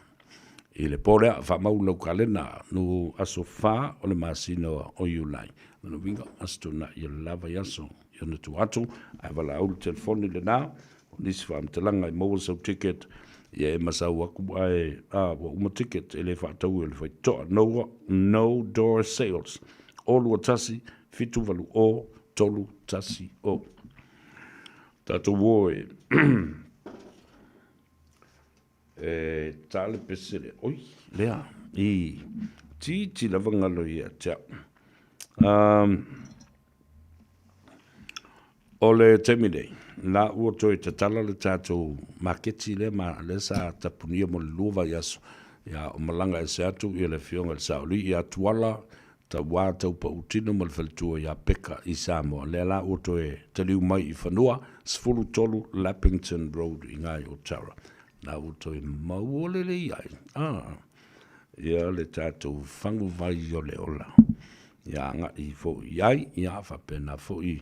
Ia le tātou no whanga masani. Le isi wha tātou maketi lua sifurma le lua Templeton Place. Glendon, Monroe. Ia, e mese fo i o le tātou whalo loa lea. O le tātou whalo loa lea o le Island Food Market in Avondale. Tafta whatonu lava le tui Samoa Bakery and Barbecue Takeaway. Nā whauloa moa i le tātou whangu le nā. Whamaili mea la vangala. E moa le special pe a whai e whātau sau talo. E maisulu talo Samoa le nā olo iai. Moa i ma se mea lofa. Tau ngō fia moa. Ero pe moa i masau a pepe. Free. Aile so ya yo shan manai tama whanau o le tunu Samoa le naulo o ngā lulu e fōi tautua ina le tātou o tunu whangā soloa im whetalo loa ai whaingo whatau mō le tōna i o le sapatsi whatalo whapito la wale tina matua o le tātou ngā lulu nei le si whongo Samoa le tina matua i a lilia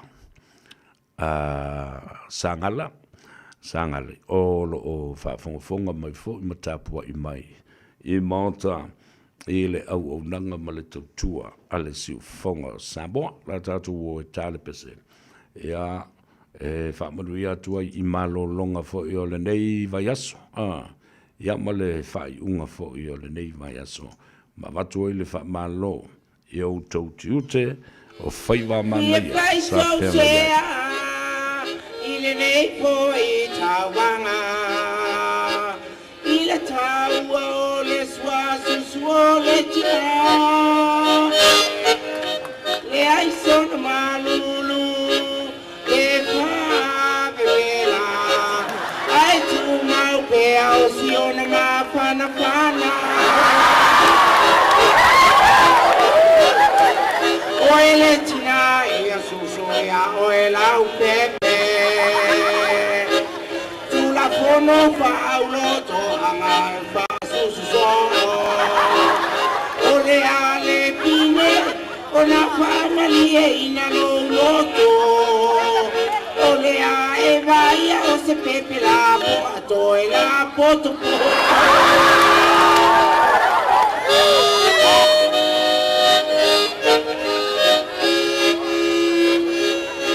Tinale lei e silipe nina Iale leila umai tawina Wa solo le leili tupu tupu opona Le tina lofa Aya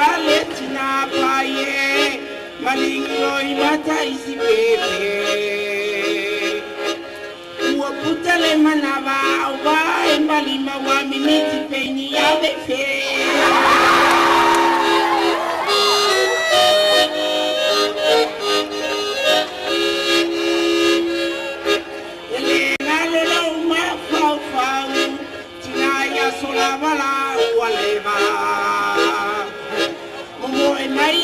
Kiki wa upe ile susua umakoe kamo eva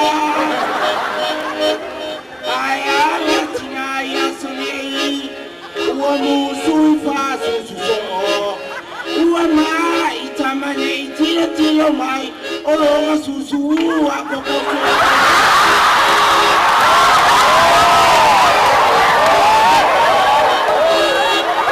alo ya oitise oele tina o susu wa mawa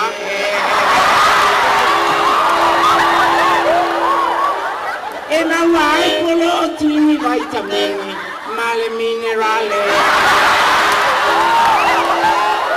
kama ya mosi natopea ile va ututu natamo ele tine sue mai setina etangwe fa susu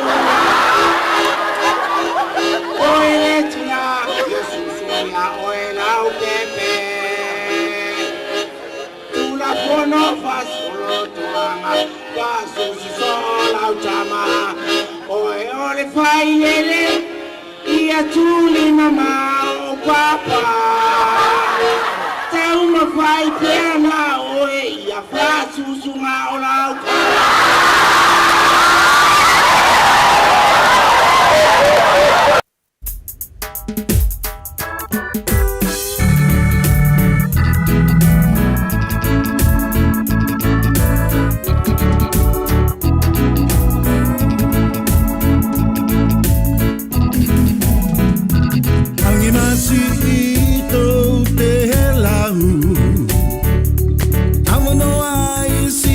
te palela Ia vai kopa kilau Moku no kuku walu Koe la tanga ia koe whakakaupahu Si ie la la ko piki pelvela Ani hiki peni toti alaha Whakamalinga awa ia o e sola Oiu anoa, eke tui o ka oha Eva mai, eva mai Kautaki, sia o mamata Ia e sikuta upa, pea moe vai ko velenga Talatu tamako e aho ata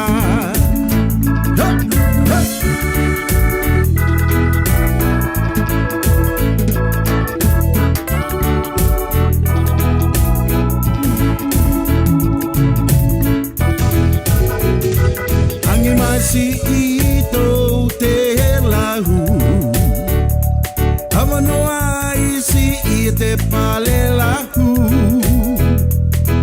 Ia vai kopa kilau Moku no kuku walu Koe la tanga ia koe whakakaupahu Si ie la la ko piki pelvela Hani hiki peni toti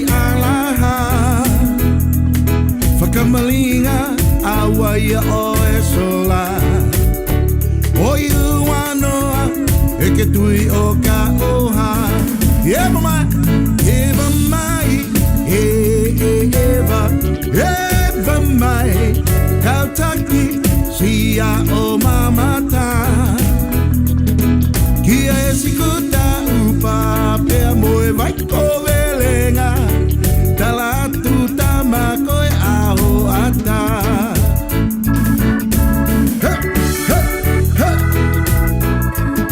O kusaya pito e tahine tonga ia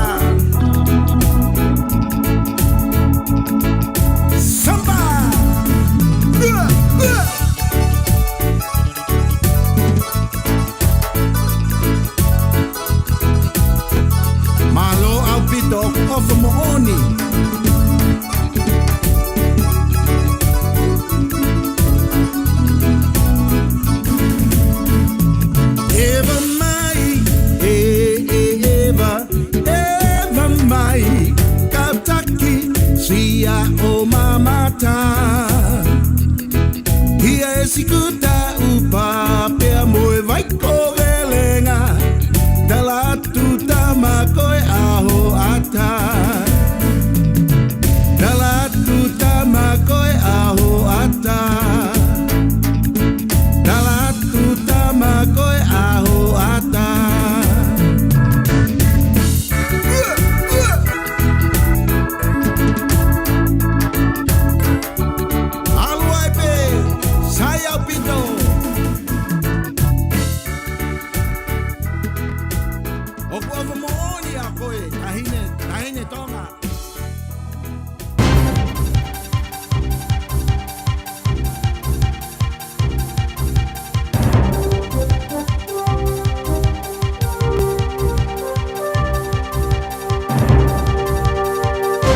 In this update, the All Whites and their supporters could soon be heading home from the Football World Cup.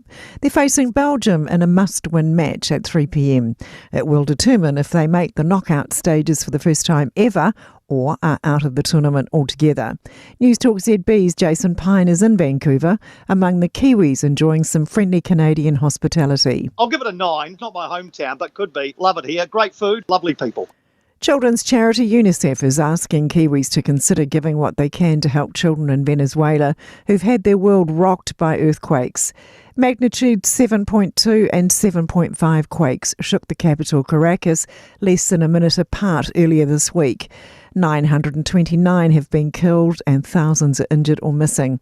UNICEF Aotearoa CEO Susan Glasgow says 3.9 million children live in the affected areas and were already living through a severe humanitarian situation. Children and families urgently need safe water, health care, nutrition support, protective services. A KiwiSaver supervisor is speeding up the process in which people can withdraw money to keep up with demand. The number of applications from people experiencing hardship have doubled in just 2 years to more than 58,000. Public Trust spokesperson Amy Kavanagh says they've created a new user-friendly system because the volume of people seeking these funds. And that's particularly a reflection of the tough times that Kiwis are facing in making ends meet and to be able to afford the everyday living costs and any one-off big expenses. A small plane has hit Beijing's tallest skyscraper. Footage from China's capital shows the aftermath of the collision, with debris falling from the 109-storey CITIC Tower and parts of the Sunwood SA Aurora on the ground. A CNN journalist describes people being evacuated from the skyscraper with fire trucks, police cars and an ambulance in attendance. That's news. In sport, All Whites coach Darren Baisley's seeking perfection as they look to make history at the Football World Cup today. New Zealand meet Belgium in their final pool game, knowing victory will take them into the knockout stages, but anything else will end their tournament. We need to be flawless. We can't make a mistake. There's too many really world-class players on the pitch. If we make a mistake, we could get punished. So, I think it's going to have to be a perfect performance. The Southern Steel are desperate to capitalise on their first championship opportunity since their current coach was their captain in 2018. They've travelled north for tonight's title decider against top qualifiers, the Mystics in Auckland. World number one, Scotty Scheffler, has produced a 10-under par second round to take a 2-shot lead at the latest event on golf's PGA Tour in Connecticut. That's sport. I'm Sandy Hodge. Over Samoa. Waule nei o kasfutialu, awal suia lingila waule kio. Aeva mai ina se fudulima iva kolu, Amo, Radio Samoa. Talo falava o le siufonga le nei o Samoa, le Radio Samoa. Ia manuia le millennium. E tele mea afia i le wha manuianga le nei, o le wha mawai i le millennium tuai. Ma le whaatalofa i le millennium fō. O le whaamana tuina o le lua awhe tausanga, talu ona soifua mai ke riso. Ato ai ma se sa i dinga o se whaasino ala, mo le millennium ua loma. O le whesiri tausisi, o le a le whaasino ala. Te le mafutanga te talo, ma whanotanga le lalolangi. Whapea i fōi ma le Pasifika. O lo whaatutu ai fina ngalo tai, i le whesidi, o le a le whaasinoala. Sa o awai se tasio nei mafutanga i Wellington, i le masina o Setema, i le tausanga o tuanai. Sa o whaali ai, o se tasio whaasinoala, e maua mai tala o le vavau, ma tala whaasolopito o Samoa, ma le Polynesia. Sa o whaamatala nai, e tapu le tua o le tangata, ma le la, ma le masina, ma fetu, ma le sami, ma le ele, ma la au. Whape ai ma manu o le ele, ma i o le sami. E mafua, ona o le ngafa.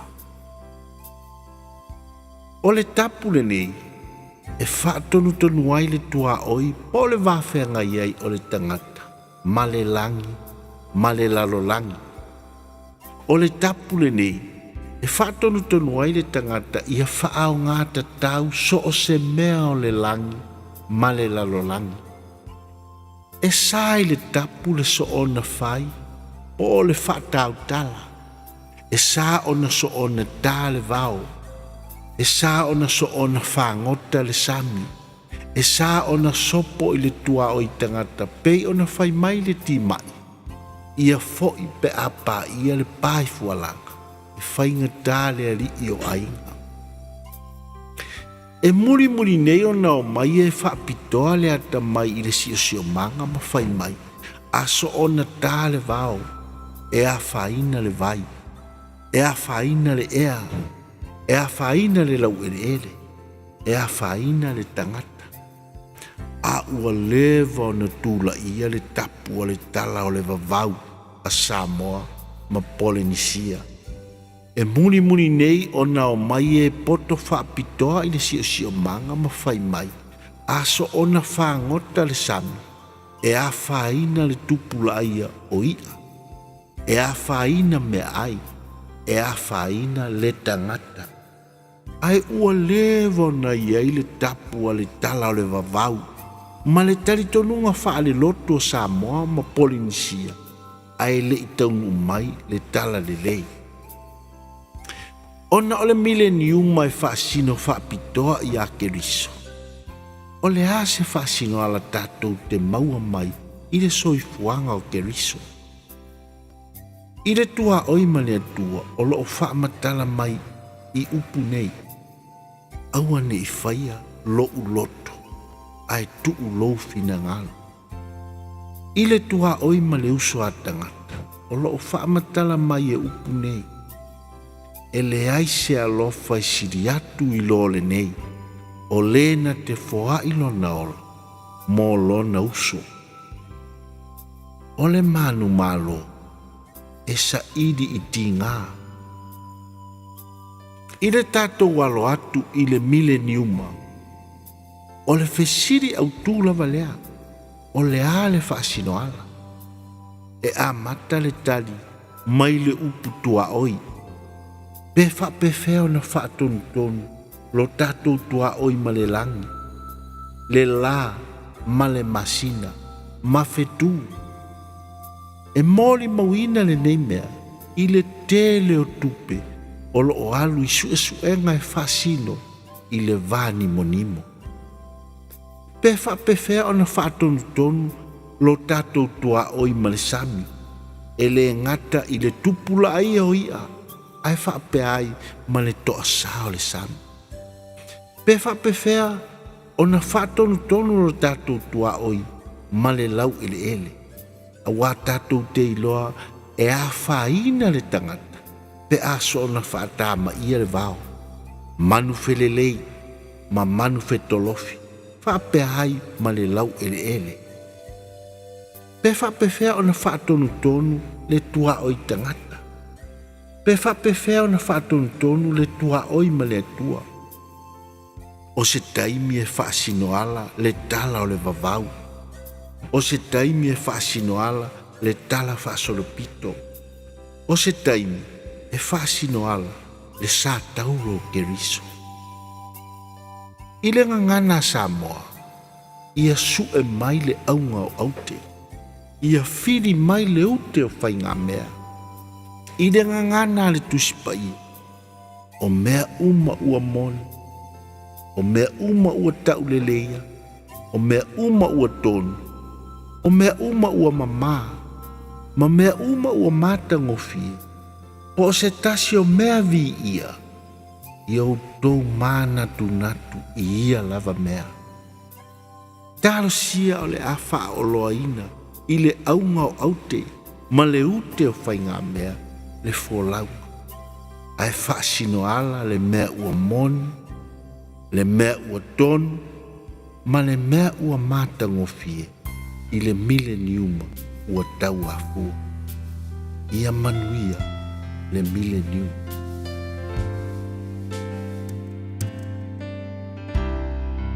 Thank you for choosing ClickX. Hey, did you know that sending money home to family and friends if I'm the only ClickX? By Australia, Papua New Zealand, to better for my no eyeing. Upolo sa baki, manono apolima, Samoa.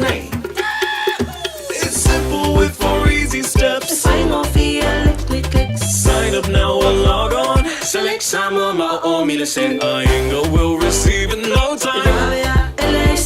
But don't forget safe and secure. Saunga lemu oila utautua. KLICKEX. Aunanga fa atua tuaina. KLICKEX. Fa fainga fia so tanga maainga.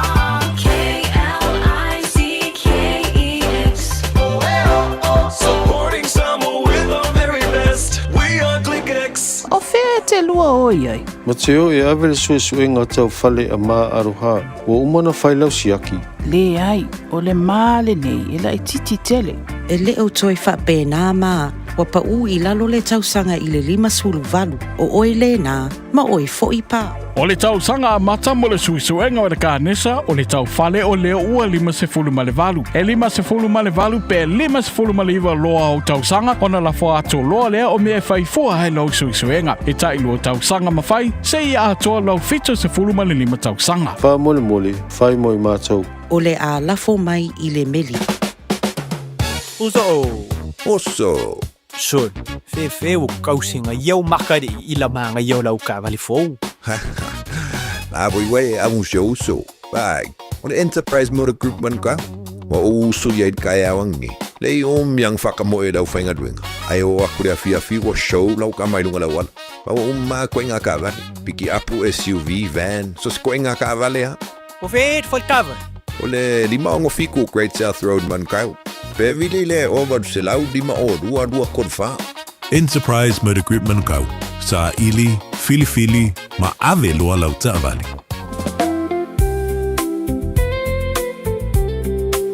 Ua over maliono sfulu tau sangal tau tua le Christian Savings. O le au nanga e fsosoani I le ngaluenga le atua. E ala I le langolanguina o le fausi o wha le tapuai, o mautau wha whiangainga, wha apea le wha atau, to e wha fau o mautau le ngaluenga. Whafsota I mai le emaili info@christiansavings.co.nz, po le telefoni o iwa 5valulua o tolfitu, o iwa 5valulua o tolfitu. Tātou ngā lulua e whātasi, e whaalau tele le malo le atua, e hiai ai inga whapitoa. O mo mia ni ngaluenga whai I lo fali.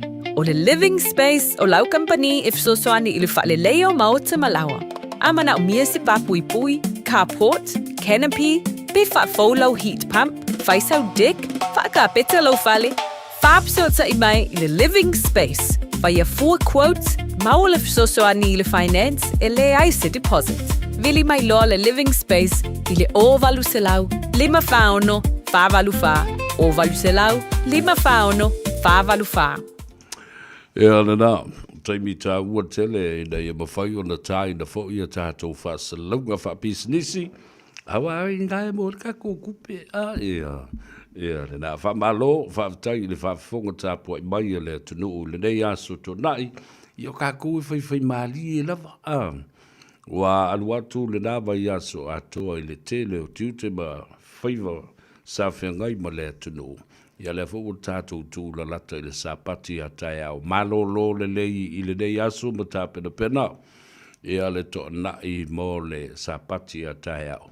ia pe a mai o fo ile upu fola a le tua. Whatalofa i le uso e a tino se ina folava, alo mai mo mai masiona a inga i nai le pitanu o Wellingtone, whatupu ma ngele to'o, ia whapea fo ile tuafina ia whalilo, sau le onge, ia ma le uso ia Peter, Lamsam, o le sunga ia Vao Filippo, whatalofa bito lava, i le sunga le lifo mai malolo manu malo lau fionga le fau doctor so ona lole ya mo monga le mo lau fionga ina ya mo le malosi ya mai se foi o lau fesidi le o tu ina tu i le fionga Winston Peters ya fa pena fo i le minsta ya Honorable Costello ai o le fo tu le la tu le kopi le fia na nei i le fionga i le tofi whaodioli o lo tau i tū malo. Ia wa ina tonu lava leo o lo tū la i mai ai i le fionga ia te vanga tofi lau, Esther tofi lau, mo le whalanga mai o le whainga pānota. I lalo o le fu'a ma le whaamalu o le New Zealand First, taita inga le fionga ia wa vasa mana ia. Sir Winston Peters i Naiman Rio. Talo whatuaila, i lau fionga le fau, Dr. Sonalole, i Weymouth i Manurua, e le mawhai o na ngalo i a tau i a le neifo i Tamali, te leo tausanga a o verfo i o ia, o se ali i foma inifo i le tātou o tunu, ia le ngata fo i lea o le te leo lo na sao, i le tūlanga o tālonga a le tunu, o le tālonga le tenis, o le tālonga fo i o le fusu ma le whaipele. Ia o le laufali, o le tusi ai, o le wha masino, whatalo whatua i le whau, mo mo lo mo lo soifua la lei, ia wha pena fo i ona mo le avanoa, ia e va ai ia li i matamai tai fo mai, ia e mai se foi, o le afionga ia to le fo nio, ia ma le whale tua, ia ma le no fualo, ma le ainga li i, o lo o tausi ai, ia lo tātou te mā. Whataluwa fo i le fionga a Savea. England so na lole ma le whaletua i a pepe. After i atu i lango mai i le tātou talinga mā lo i le la fo i vai aso. Ina ua a fio mai le fionga i a vavasa ma nei a Sir Honorable Winston Peters i lana wala ulia a whaapitoa mō Samoa e whaalawi loa alo i ai. Ia le tamaitai o le o si ilo na sa i ngā tai. Ia awa le whaalanga maia. O upufai o malo New Zealand. E le whainga pālonta o le asofitu o le masino Novema o le nei fo i tausanga. Lua afe, lua sefulu maleono. E le i maoti mai ia nisi o anavatau. Anavatau ia a le Labour ia whapea fo i a isi vaenga. Ai pei o le ua fōlinga mai, o le national le ua mai lato o na vatau le na. E na ia sitia, le tausanga li taia ai malo lo manu malo il tangata whainga luenga. The pension year to be lifted to 67. Le lawa tali mai ia le fionga ia vavasa mana ia Sir Winston Peters o New Zealand First. E le ai se mea valea whapena e whaia. Ion, le se mea whapena e whaia. Pe a whaia tūlai mai ia Sir Winston Peters e a vea ma pāle mia o New Zealand. Pōle sui pāle mia fōi. Ia wā e pe o le toi ina matua le nei. Lea o lo o ta oto ai ia le tele o mea ia o le Kingmaker. A wā ai ia se pati o lo sa ili ia sana paanga e wha atoa ai ia le whaidu mera on foa e whausi ai se whainga malo so whatasi o le pale mene o New Zealand. O le toi ina le nei. O le fionga a vavasa mana ia Sir Winston Peters. O le malosi o le campaign o le toi ina lea o lo whanga solo nei. Ma teimi umalawa e toi tu lai mai ai.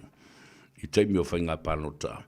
Ia o le mata upule na i le tāua tele o tangata malolato soifua maloloina, tangata mātutua, tangata o siri atu le onas fultausanga, o ia fo i lea na whaia le tātou gold card fole whai ai o na te malanga I fua ia le tō tele o tātou tangata mātua I public transport pe ona iai ia pasi ie whaongai tangata lau tele ia whapena fo le taxi o vaa ie whioa ia tu le vale o tātou ia mai ai whaongai na fo ia le lau kārdana o le tō tele o nisi la tō tele manatuaina ai a whai o le te malanga whaavao malo.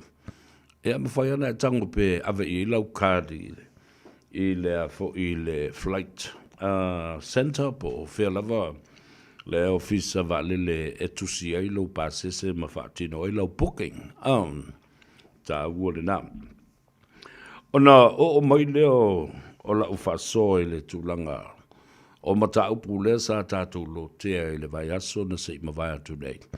Ina ua tula I le whionga le safa pito. E a whia me, Naomi mata afa. Ma whapea so na tali te I le whinaunga. Ma le tula whono na whata oto mai le whionga whongwhtelai ia ma la lango fo I ai le whionga I le li I pāre mia. Na pau ala mata upu o te langolango ina le tasi o le tula whono. Mo fai pule o le mauta whono ma le pale mene. Whatasi e fo I ma tangata whaingaluenga uma, ma tangata lau tele, peitai. I la usai li linga I le pō le stofi le na watua I la upor kalambe le asana na whi. Na o manatu ai e te tau o na toi ilo le mata upu lea. Leanga o le vai teimi na tula I mai ai I le tamaita I pale mia o New Zealand. Jacinta Ardern. O ia la malana kapeneta le na whaia le whasisilanga. Ina ia tatui uma tangata uma lava whainga luenga le malo. The Public Service Commission. Peita iane, o tui nao le COVID. Peita iane, ina ua ave e le Public Service Association. Ne vaenga leo le uni e tangata whainga luenga le malo.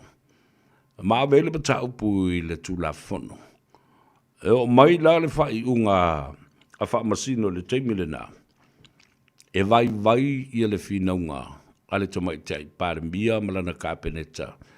Ta wala mai fo I le minsta o le soifua malolo ina le teimile na. E ta tau o na tapena se tula whono wha pitoa mo sui o le mauta whono ma le pāre mene. A whai lavala o I le tula whono ale pale mene au fiai tangata whaingaluenga uma ale malo. Ia taula o na iai fo I le whaite tenga. Ia mai le ala fo le na ele I alo lava I sa tātou se la au. Ai sa tu ina tu pea I ale whinaunga. Because the case of former Prime Minister, the Honourable Prime Minister, Lena Jacinta Ardern and her cabinet has also set the precedents for other cases in the future. Lala o te teletonua e taua pea le toe tanga ima le toe sila sila I se tula fono. O iei tula fono mō tangata lau tele e taua na fie fo ima tangata o I tono al mauta fono ma le palemene pe o le ave ta vale o nā ia po le ave ta vale fata mala e le tau mana o mi aila se tula fono e ai se treatment mo I la tō o lo iai tono le mauta fono ma le palemene ma sui o le palemene ai e te tau o na mali lia iai se tula fono po se protocol po se policy fo I patino lava I sui o le palemene ia na paulu nao le vaenga sala yona o manatu ai e watu pēr le tu o lalo I le whionga le whong te laifa pēr fo I le whionga I le palemia ina ia whesiringia le whionga I le lo I siri malona ofisa e ta pena mai ai ia se tu la whono patino lava I le mata upulea awa ina watu ina tu e le palemia ia Jacinta Ardern le whaatununga lea na avea I lo I le whaamsinonga o ai ata tau o tangata. Au mai le iunga le whaamsinonga. e le mawhai, e le tamaita I pale mia malana kapeneta, o na fosi tangata pe wha malosia, ia whai o wha malosi, ia tui o le koviti, mō tangata whaingaruenga uma, ale malo. O le ai ata taule na amal discretion, se I vangana, a umalana faule tu la fono le o le pale mine mō tangata uma ia, e mo I e iai le ai ata tau ale sui fai pule, pe fai pele fai ia lana test. Ai o lea o se tia I lalo le tu la fono, e ta tau wai o na whaatino. They have forfeited their rights to deny or object in having the test, a drug test, what it should be a compulsory and mandatory for all members of parliament. Ma ua foila, nei longoa, ia sui us fono ia. Ile teimi o la fai ele tau tui, la fai ele tau test. Aisea. Langa fo I e te arua I e sau e whaanoi wa e ma I le vai aso atoa. Ai ia manatua le lei. O le umi o le teimi na utou whaonga ina. Ai pe a fai. Sa utou whaonga ina fuala au whasa ina mana koti e me se fo I a tui ia o le aisa ma le methamphetamine. E lua I le tolu masina e taa I lava ma solo le toto le nei matawhea I tonu o wala toto. Mo le lua I le tolu masina. So there you go. The presence of those foreign objects or foreign substances in your bloodstream, it will take 2 to 3 months to clear it. Yeah, mana I la na tatou walu e pela I le whaatino ina le tula fono. Ai, I le mai tau mai le atunu a me se fo I le tu malo lo tu whanga lava la tau ia tu lou vai atu. Pa ia whaasino o wale ainga pa ia sale valasi whape fo I no lua I sao. Ma e na sao whapito. Ia, mai antu si tangata mo le whaatau mo lasi a me se fo I le ainga sa si tangata. Whape fo I le mamalu I le whale atua. Ia, ari mau o whale upolu, mo le wtelenga mau. O le ala fo I la lea. O le waai o le atunu, ma le tu malo, a whai wa tau ma whaistanga te ena. E le whapela wa te ena o le musu e whaise tui o la sa afia le mera. Ai o le mafo whaunga le nao tangata. The first thing that comes to people's mind is the conclusion that the reason why somebody has objected to having this test administered is because obviously this person is a drug user. That is the first conclusion that somebody's mind will come to.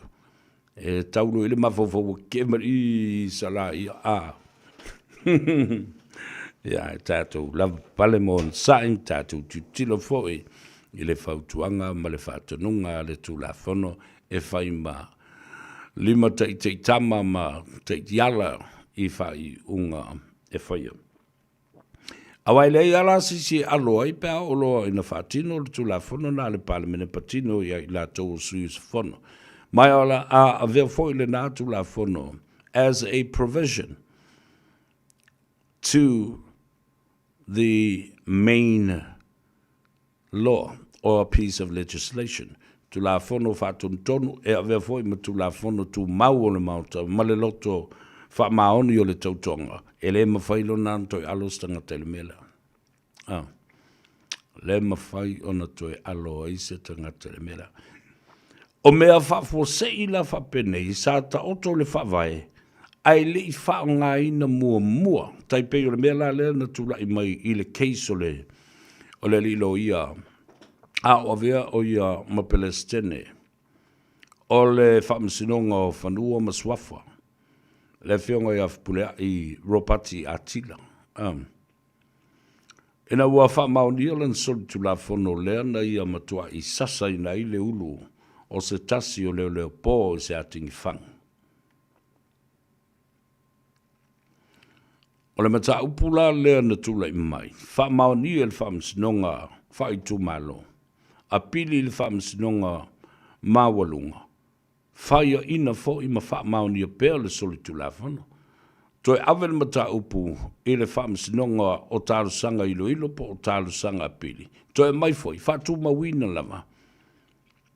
Le soli tu la fono. Guilty, guilty, guilty. Ala ale mea na whai. Lea na matuangu ngulu atoa I le atunu. E ui o le soli tu la fono. Whepulea I lo pati atila. Whaatolu o na wha maonia le soli tu la fono.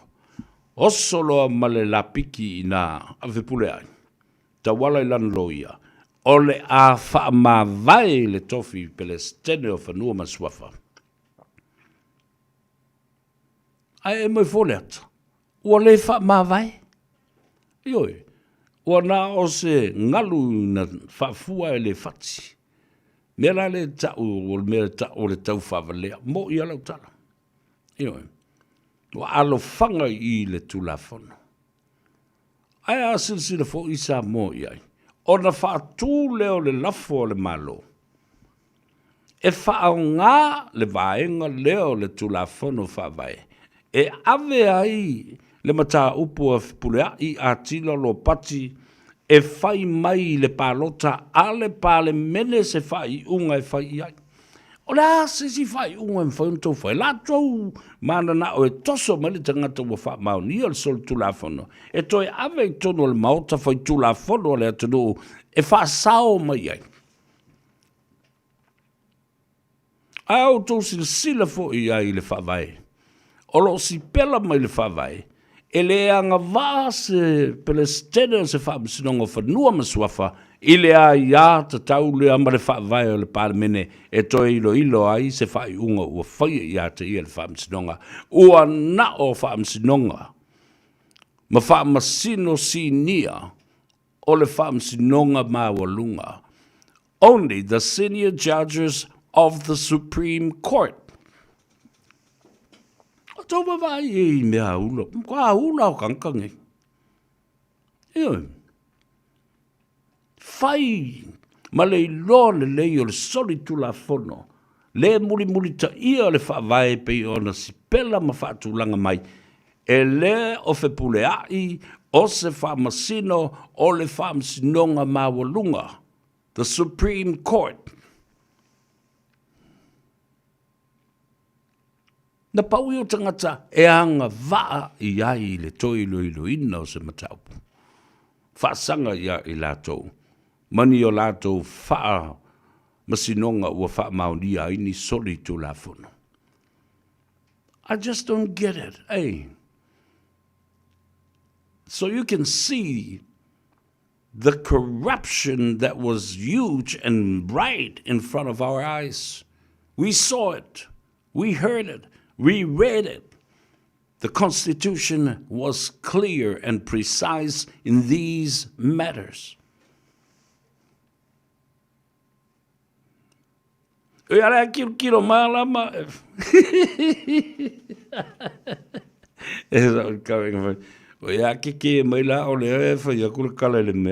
Because people are stunned. Ile tau wha mala mai no nei mea wale masa ngutu o se se ola wani ia e alu whinau mai a ta uri mtaupura.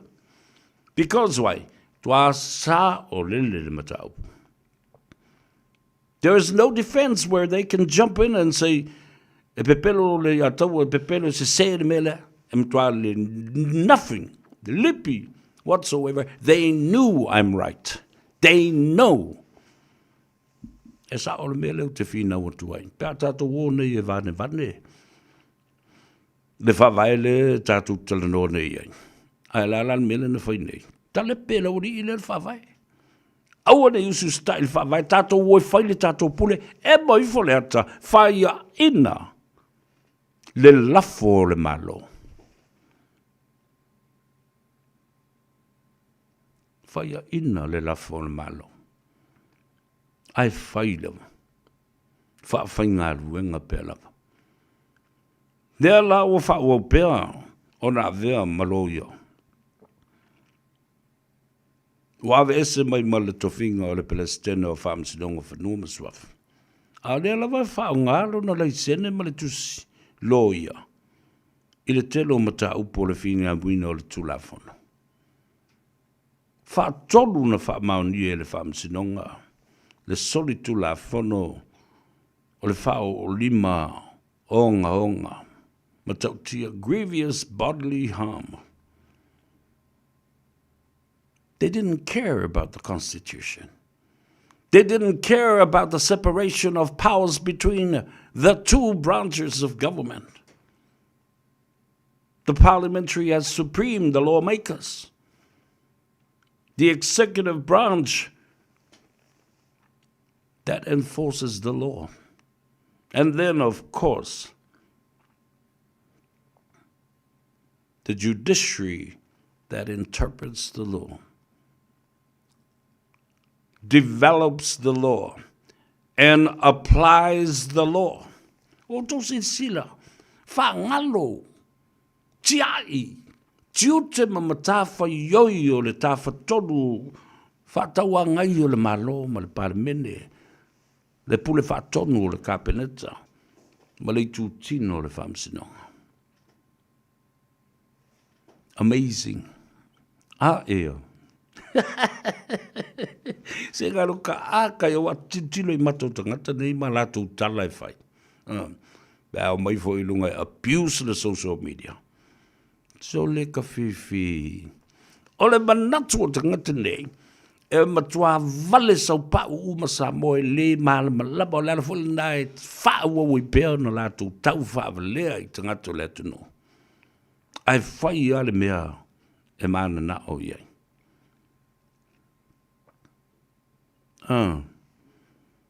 Talo whai. A talo whai a so poima pesa lili mai na I Kalihi, Hawaii.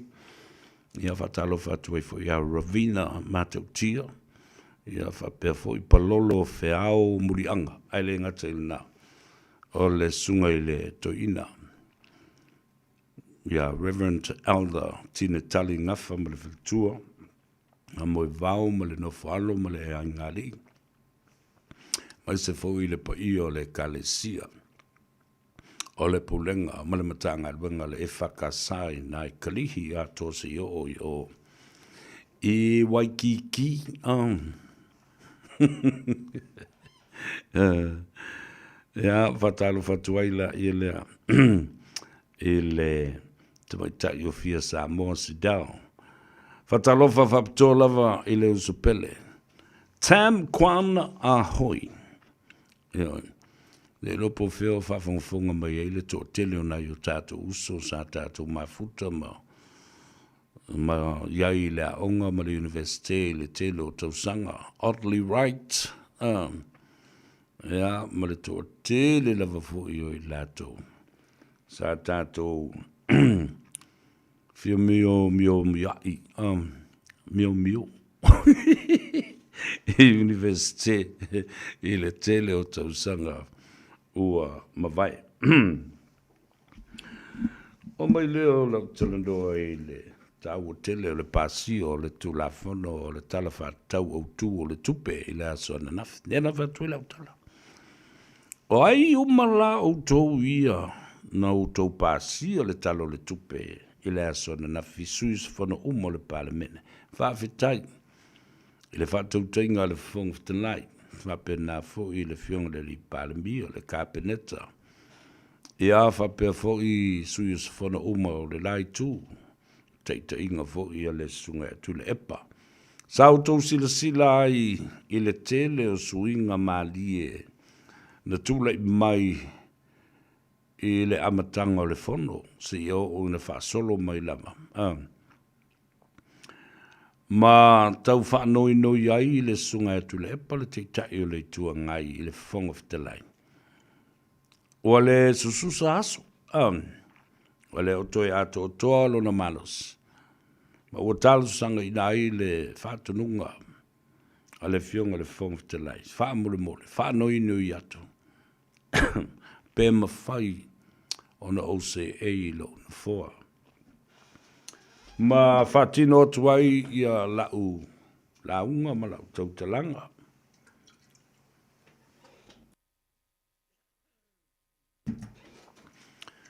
Ai au tō whafonga iai.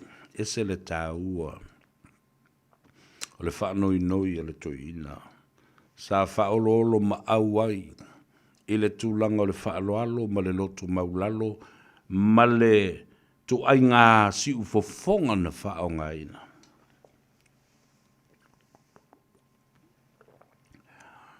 E ese le matangofie.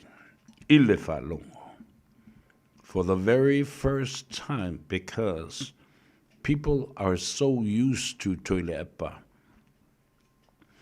that would stand up without any hesitation, with due respect to the orders of Parliament and through the Speaker of the House.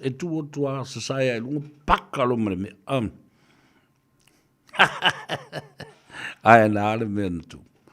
Na whaafafonga Samoa mau i nā fo ina oso ai le lofa i le toiena. Whai mai sa fifinga o le whongwhtalai oi talo whae i le tama.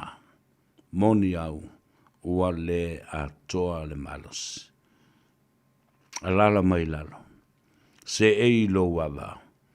Ia na whaatino mai ai i nā lau saunanga. Ele mai tau la o toi whawhangu mai nei lau mawhau.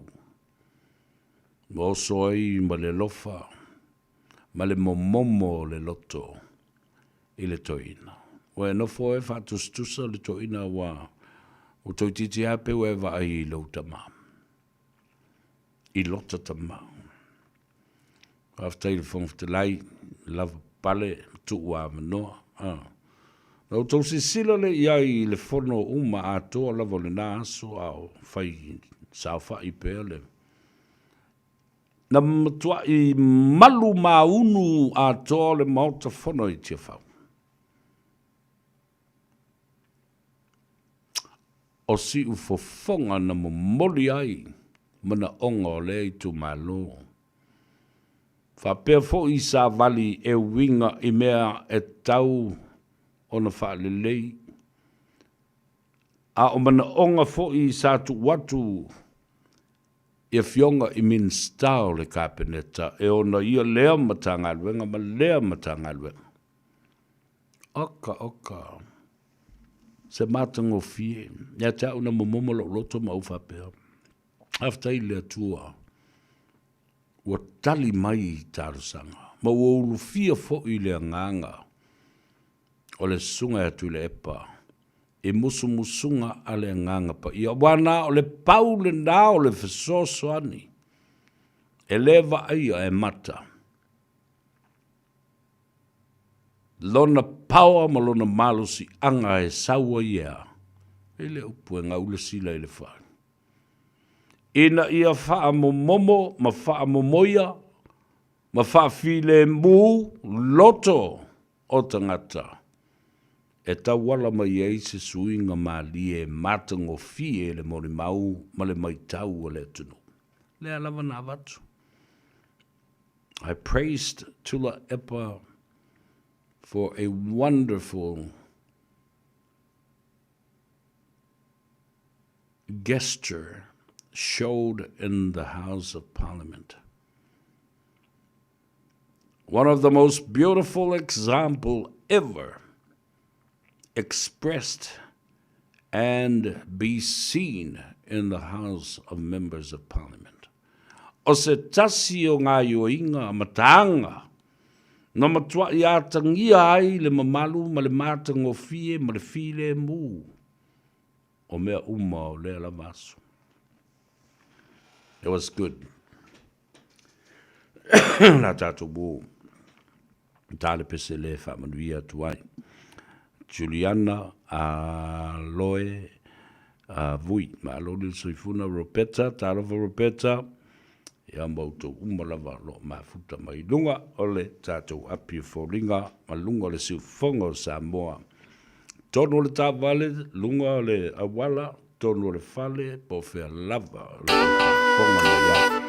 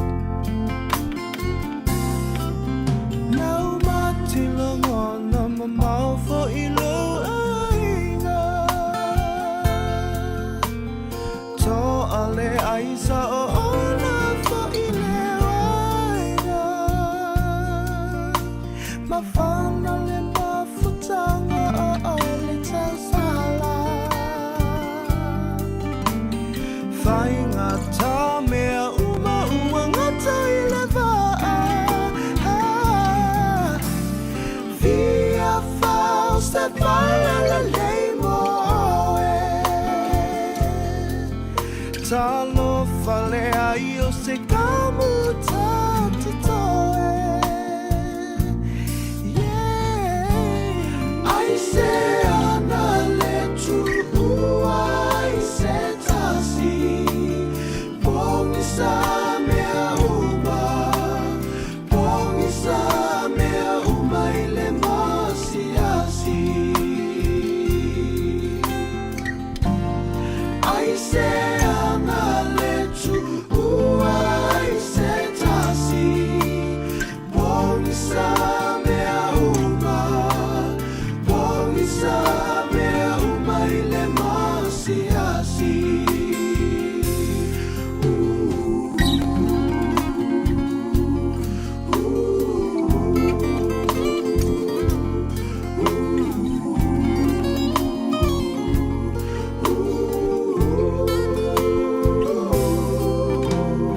Talanoa I manatu ua tamawhana. Lilo I le loto e ese loanganga. I tae ua mau manatu atu. E le awhaina e tata pea lau whatu. E ona sa I fo I vese oni tangata.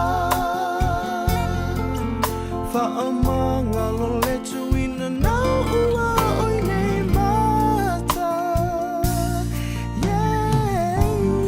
Ai se ana le tu ai se tasi. Bongi sa mea uma. Bongi sa mea uma ile masi asi. Ai se ana le tu ai se tasi. Bongi sa mea uma. Bongi sa mea uma ile masi asi. Ai se ana le tu ai se tasi. Bongi sa mea uma. Bongi sa mea uma ile masi asi.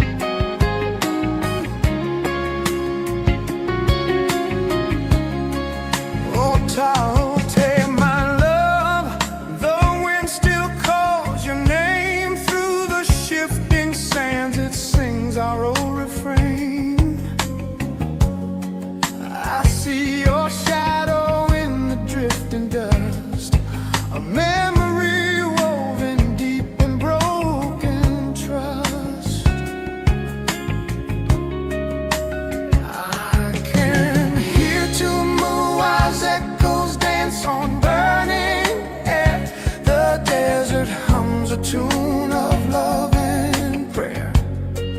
Though miles may stretch like cracks in thirsty ground, your whisper finds me soft without a sound. Whispers of the desert wind carry me home through the fire and the fray, through the wild unknown. The roots run deep where the lone tree stands, holding this truth in the palm of the sand.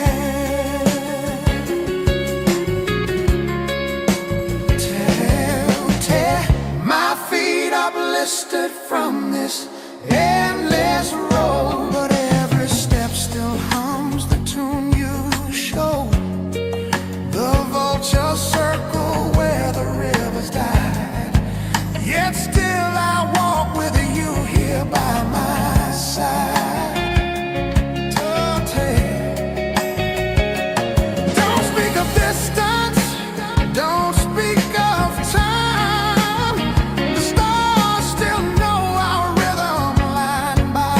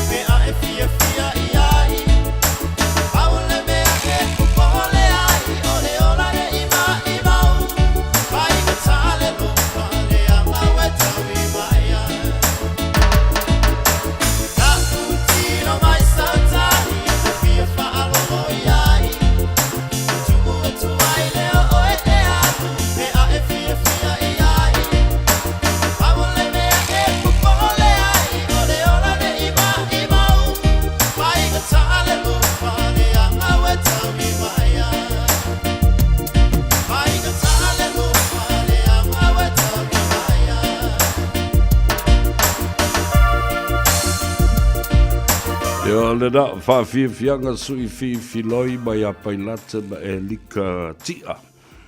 Ia o tamba mai o i le ngata ula. I le awhio anga wa sau le motutele i sala whai ma pule odo. Toi whatalofa ia te oi le nei fo i vaenga o le tautua wha ua pēa le tano ava ma le i a tau savea. Te maua ai le sao i le aso tonai. Wha malofo i a lato. O lo whaia malo longa, ia masa ili matangi fo i masa ili malosi. Ia a wā fo i le toi amatalia o ngā ruenga. I le vaia so fau. Awha tonu le tu lai tonu. I le au nanga ma le tautua le nei. Whatalofa i le lo Samoa whafunga mai lunga lesia tātou wala leo i a pia. Le whamo tasi o ono tesi ma le tasi. Le nā ua so'o a toa lava pia le taulanga ma le talawhatai pia. Se i o atu i le motu tele i sala whai. Whapena fo ia le tāmatangi ma o i le wa au fonti. Ia mese ua maua mai fo i le vaenga. O tu mua le motu ia tuila manua. O se whiawhianga sili le nā. Whaalau te leina fo i o le au nanga ma le tautua le nei. E le ngata la i tala.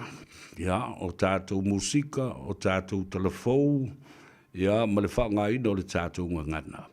Ia, ai ua mawhai fo o na whaalau tele ai le platform. E momoli ai le sāvali le atua. I le tele fo i le au whainga luenga e urufa le mai ma urufafo. Ma lātou whaanga ina le upfolfola le atua e momoli atu. I le lo le atu nuu i so se tafo le langi ia whapea fo i lunga le tātou Facebook page. Ma le tātou YouTube channel. Tufon tātou por kalambe, e tā ua tele, a wā le nofo si le fia, le tunu umamal malama, e mata upu e tā wala tuai se fisoswani. E le tausanga le te nei se io o mai le whai unga, o le lua whelua sifulma le lima, le tau amatanga o le vaias, o le masino o Januari le tausanga le nei. Ia mana tuola le tunu le sa e le tātou por kalambe o le soifua tau a fiafi o le mamalu i tamam tina mātutua ua malolo retire malolo mai le telo ngā ruenga sa whenga iai. O le por kalambe whapitoa le nā mō mātutua le sa whātoa o tolia i mauta ngase o tautonga. Ia wate aneila i le fale. Ai mana o mia. Ina ia whaaleleia to tonu o whaleta ele. Ina ia iai meo fo o meo rails. Ia whapena fo ia le awala e alu atu wai a ngā i tonu al whale. Ina ia whaia ia meo lifi fo ia ai maise o awala me whai ona access e tātou no fō whatabele vale po world share. Na iai la le telefoni na tui nātu le teimile nā. Mai i le whaalapo patonga o le health line, ia po le help line. O le numero nā le sa uto whafonga e o whatalano i nātu fo ia. Nisi o alomata ma whanau o Samoa lo ngā lulua i. O le leina lea, e mauai i o le visosoani.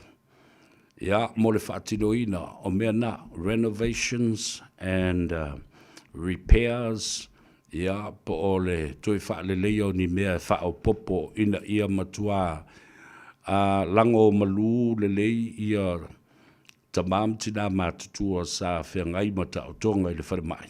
A le wote atu i tua. Ia ai mana o mia ai la le lei o le whareta ele le lei o le moenga iai fo i malona no fōa whaatawa le vale. O mea la ia. Tango la e vande lau peni ma le pepa. Tusi ai le numero leo le telefoni.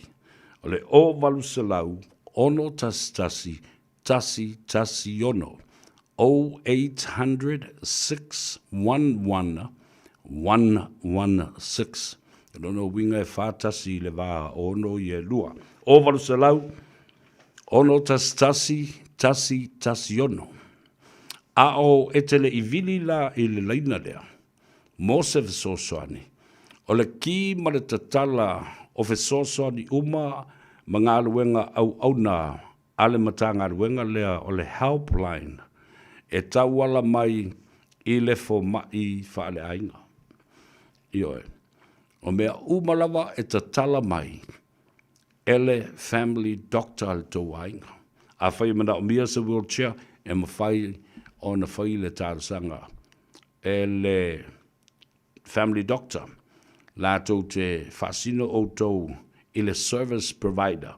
Ia po o i lātou te whaatino ina le au o nanga na e maua ai se no fua. Whaata vale o le tamā malitina. Ia po o i lava o le mawhainga koe sa vati. Po whaale tonu a ao. O i nā foi, e maua ai mai le fo mai whaale ainga po le family doctor. Se tālo sanga e winga i se moenga whaapitoa. E se mai le moenga le whale wai. Mantua moenga whaapitoa nei mo tinamta mama i lātou. Wa te amai tua le whale mai, ma ua tausia i a inga e fo i le au whasosoani po caregivers e whasosoani atu. Maanga i atu i a lātou wasi singa i le aso, ma le aso, le vai aso, e aile i a le to ina po le ora matua. O to ainga moenga fo i la nei whaapitoa. Ia manatua i eile me o omi alu i lunga le moenga. Alu i lunga vai lo matua pe tu uilalo pe whaasa sao. Ia po o tua fo i lona pātua. I le nofo mai i lunga ma le toi whaata o to whaalei. All these beds and apparatus is for the comfortability of our parents when they are released from hospitals after the operations or whatever the treatment may have been. O lau family doctor, o i nai ta tala ai, o le ki le nā mō whaamurianga umalawa nei. O le family doctor fo i le nā e whai le recommendation to all the service providers e ma whai ei o na maua whasoani nā. Ia, tau tusi lalo numera, o valselau, ono tasi ono. Ta ua i le numera nā, mana tua fo i, ai vili le numera nā. E iai fo i lātou whaamtala upu. The translators and interpreters are already provided on that platform and within that organization. Ina e mawhai na manino I tātou lavangangana. Mai loa e tangata I leisi tu, le ale mana onga lea o loo mana o mia e I tātou mo le tamā matua po le tina matua. Te ulale numera na, ai tā ua fo I lo so tai I le family doctor for recommendations to the service providers. O valusalau, ono tasi ono. Talo whalau so ia JSC uli ali, balo le so I fomria. Lau tala le na whai atu le vai solo. Nafi. O tau umalawa lea sa whai mawevesi le tūlanga leo le talo le tupe. Po a ni moe matinga, po a foi ni tupe fou ma fau e maua mole lumanai. O le tātou te talo. Ina ia mawhai ona tūlai mai e vaenga nei tū maoti o pisinisi ma whalaputonga tū maoti. Ministry of Private Enterprise, MPE. Ia mawhai o lātou sao I tupe maua. Ale atunu, e whasosoani e le tātou paketi. Whatalo whaltu mai ta I o whatupu mangele e to'o. Ia, whamaia o I talo whai. Ia, ole no whanga I whai e le tātou whamuimoele nai le whiawhia nā nei o Dominion Road. Dominion Road se su atu le tuatusi o Dominion Road. Welo umalawa e tangata, malima malu le tunu le tui sa mau Manhattan Convention Center lena I le awhiawhia na nei mo le whamoe o le awhionga ia te vanga tō whilau, Esther tō whilau. Ia ma sui uma o lo lātou langolongo ina. Ia le tūlanga o le pāti whauwhai, o le whionga ia wau masa maneia. Sir Winston Peters. Na, on sai besi ia watu le tātou tuatusi le na. Ia, wafo I le tō tele o le tunu o lo whianga I atu. lātou te langolangoina ia le tamaitai o tofilau te vanga Esther tofilau on sa imelava ti a maua le tātou tuatusi le la ia wale ia le lau mo o le tuatusi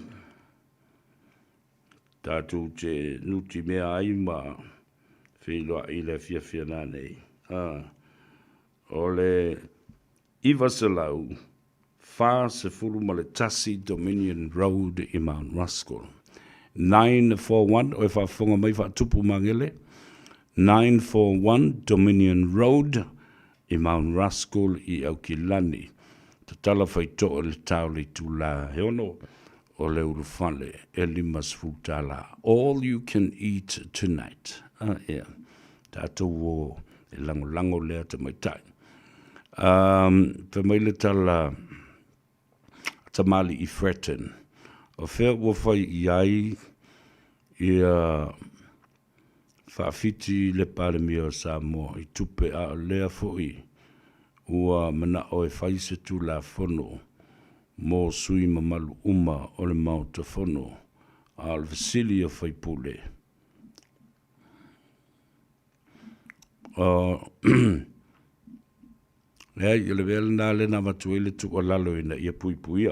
protect the integrity of government and parliament, ia tanga I pe masilasila se vaenga le tulafono. Mai e te tau na o mai se fautuanga mai o le official o le lo ia sili ina ia whaatino ai mta upuna. O whatalo whatu te mai tai o te mane malole soifo mnuia. Au sange siosi, ia whapea fōi ia leuso ia Paulo Ioane. Malole soifo mnuia whaftai ia le mafuta mai tunu mafono, whaftai tele, mafuta mai, pepine Navy, ia ma outou uma o loo mafuta mai. Whai mai ia le tala Andrew le avasa. Talo whailo uso. Alo soifo Andrew, whai mai le sfuru lima tāla le nale o la fuatu mo oe. Thank you, my brother Andrew le avasa. Yeah. Talo whatu, long time uso. I was listening late, but today in relaxing on my massage chair, catching up. Ia whaapri atu le tua. Whaaftai Andrew, ma futa mai. Ia te oe ma le whaletua, ma le ainga lii. Ia, ma le tōtelo le tātou ainga mai mō taa ma vai ala. O lo utou ma futa whaatasi. Nā, Mark S. Tole 4. Whapea fo I al te mai tae o Rhonda Wright. Ma lo lava le on sai. O le sunga a Nimo. Ma lo soifua Nimo. Watching your program every Saturday. By the way, I'm watching your program from Anchorage in Alaska. To all our families in Alaska, hatala fatule ya to save ya to uma e se fo I la to ina e leisi vaenga o Alaska o Mountain View Range. Ia mo te mai ta sia u fa pele alna e ta o brother. Ia le au foi pesele na ale tamaita I o Miriam le niva. So le su se pese Miriam le niva e ta e fa maduia to ia to uma pe fai to te leilo. O le na ua alala ma papa au ina. Ia le tamaita I o Miriam o le aniva. Ia le o mawala se pese le Miriam o le aniva. I se koe vai kāsia.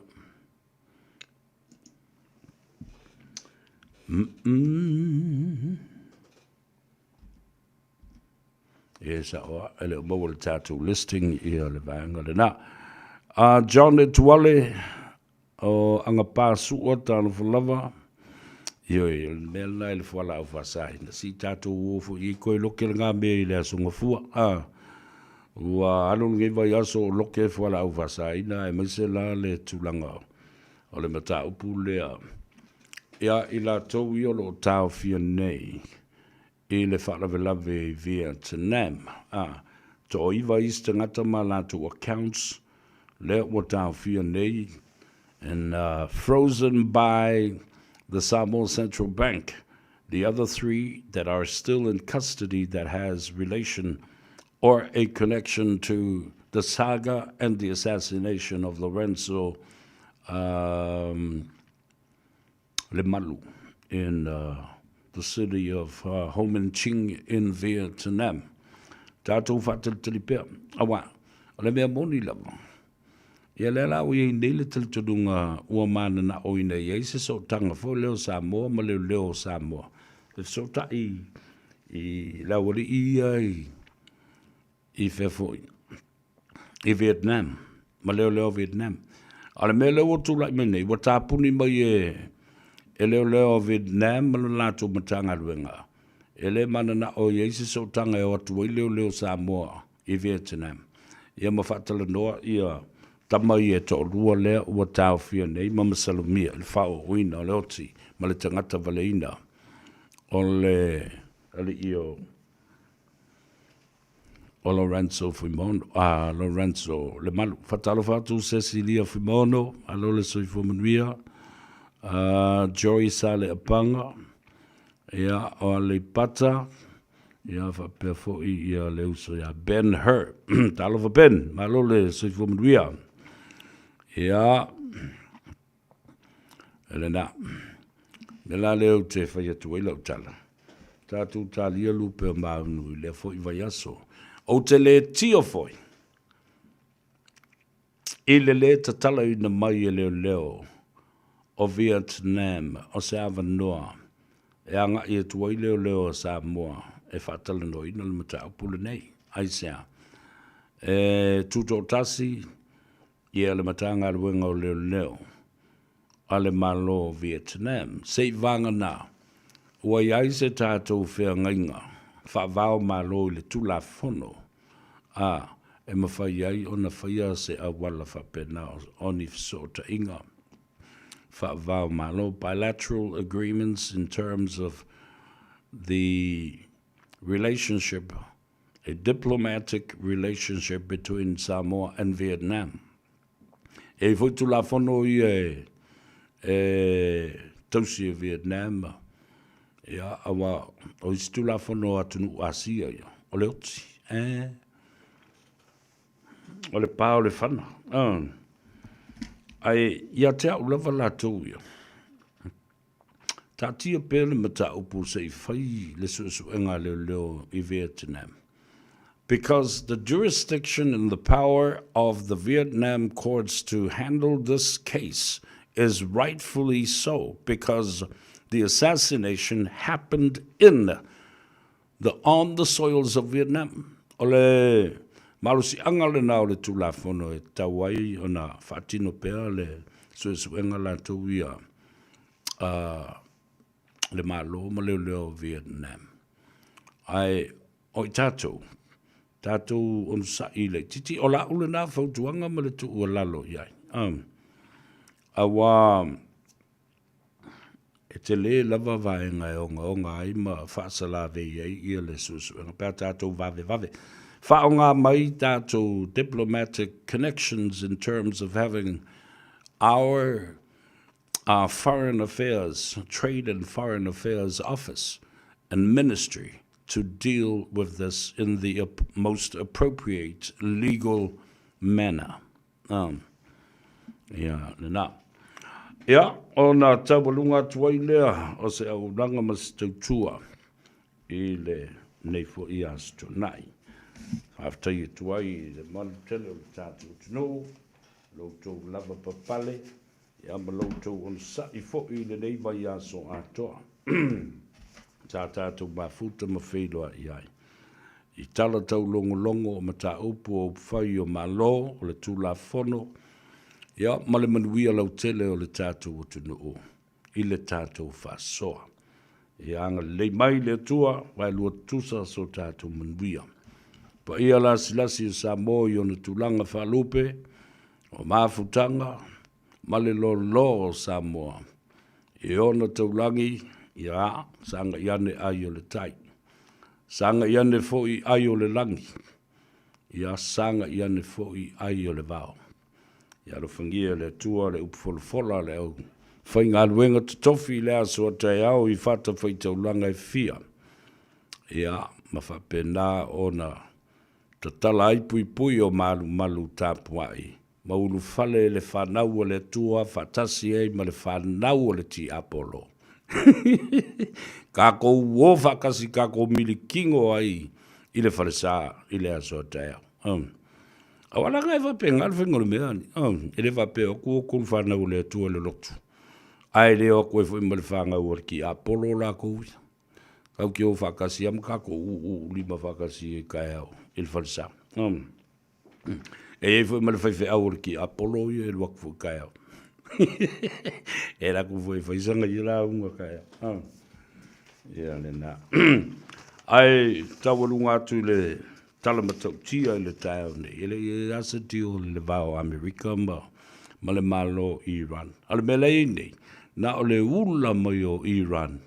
Ma ona te tai I le mele o iei isto ino Donald Trump. Pe wa matana valea. Wa whamai mai mga singase. The new report on Donald Trump's health in a book called Regime Change. Whamai Donald Trump is getting sick, seriously sick. Wa peta lingo Donald Trump. He can't hear things. They all have to repeat things for Donald Trump to understand and hear. Makankau pe karingos going wa ngalo mele mafo Donald Trump. If you have had Donald Trump, have met Donald Trump, he wants to be the king and the first king of the United States. Yeah. Donald Trump, I will go after all my political enemies. If you're going to Donald Trump, Io lea, tala le suanga le vatele a o tala sa o ana na li potia I le telefone nei le tai au le CNN. Ai tātou whiloa I le vai a sofau, ria tele le sapati I le aso tai au, o afu fuanga lualu mamao le nei e fiafi. Ia, ia I le anga le lei o le tua. Ia ainga matapa au, ia, ape nā fu I ona maula o tūtou whā. Whawhale upolunga, tu le lea de launga. Ia ai ia, ia tele le whaafunga mai, a whale tua matausi ma aunga whapae o tau o le pae ma le auli, ma whautua I te tono o tātou ainga, le whanau mo le tāpenanga le vai a sa whau, ia o onga, maua lau tau malas. Ia le nā, o lea ua mai o na tō le whale o tau tai, lau sa fwoi whaiva, tufi tau whao Samoa. Ai se mea o ngai le nei vai aso. Aluma ave whai masau mō lia. Whai maoso ia te oe. A whai e lea o ngā. Ia o na whaata whea lea. I le au tafe loloa. I se nuu ma se motu e le o laini te ngata. A mangalo le leo o le au ona. I le nei mai aso atoa. Le ia tau o sa vea le nei alofa tele mo oe. Te tai fo yo le atu o lo o pea I au ki lani ma New Zealand nei o no la tu te ma faiva ma fontanga ma tu te fa le malo.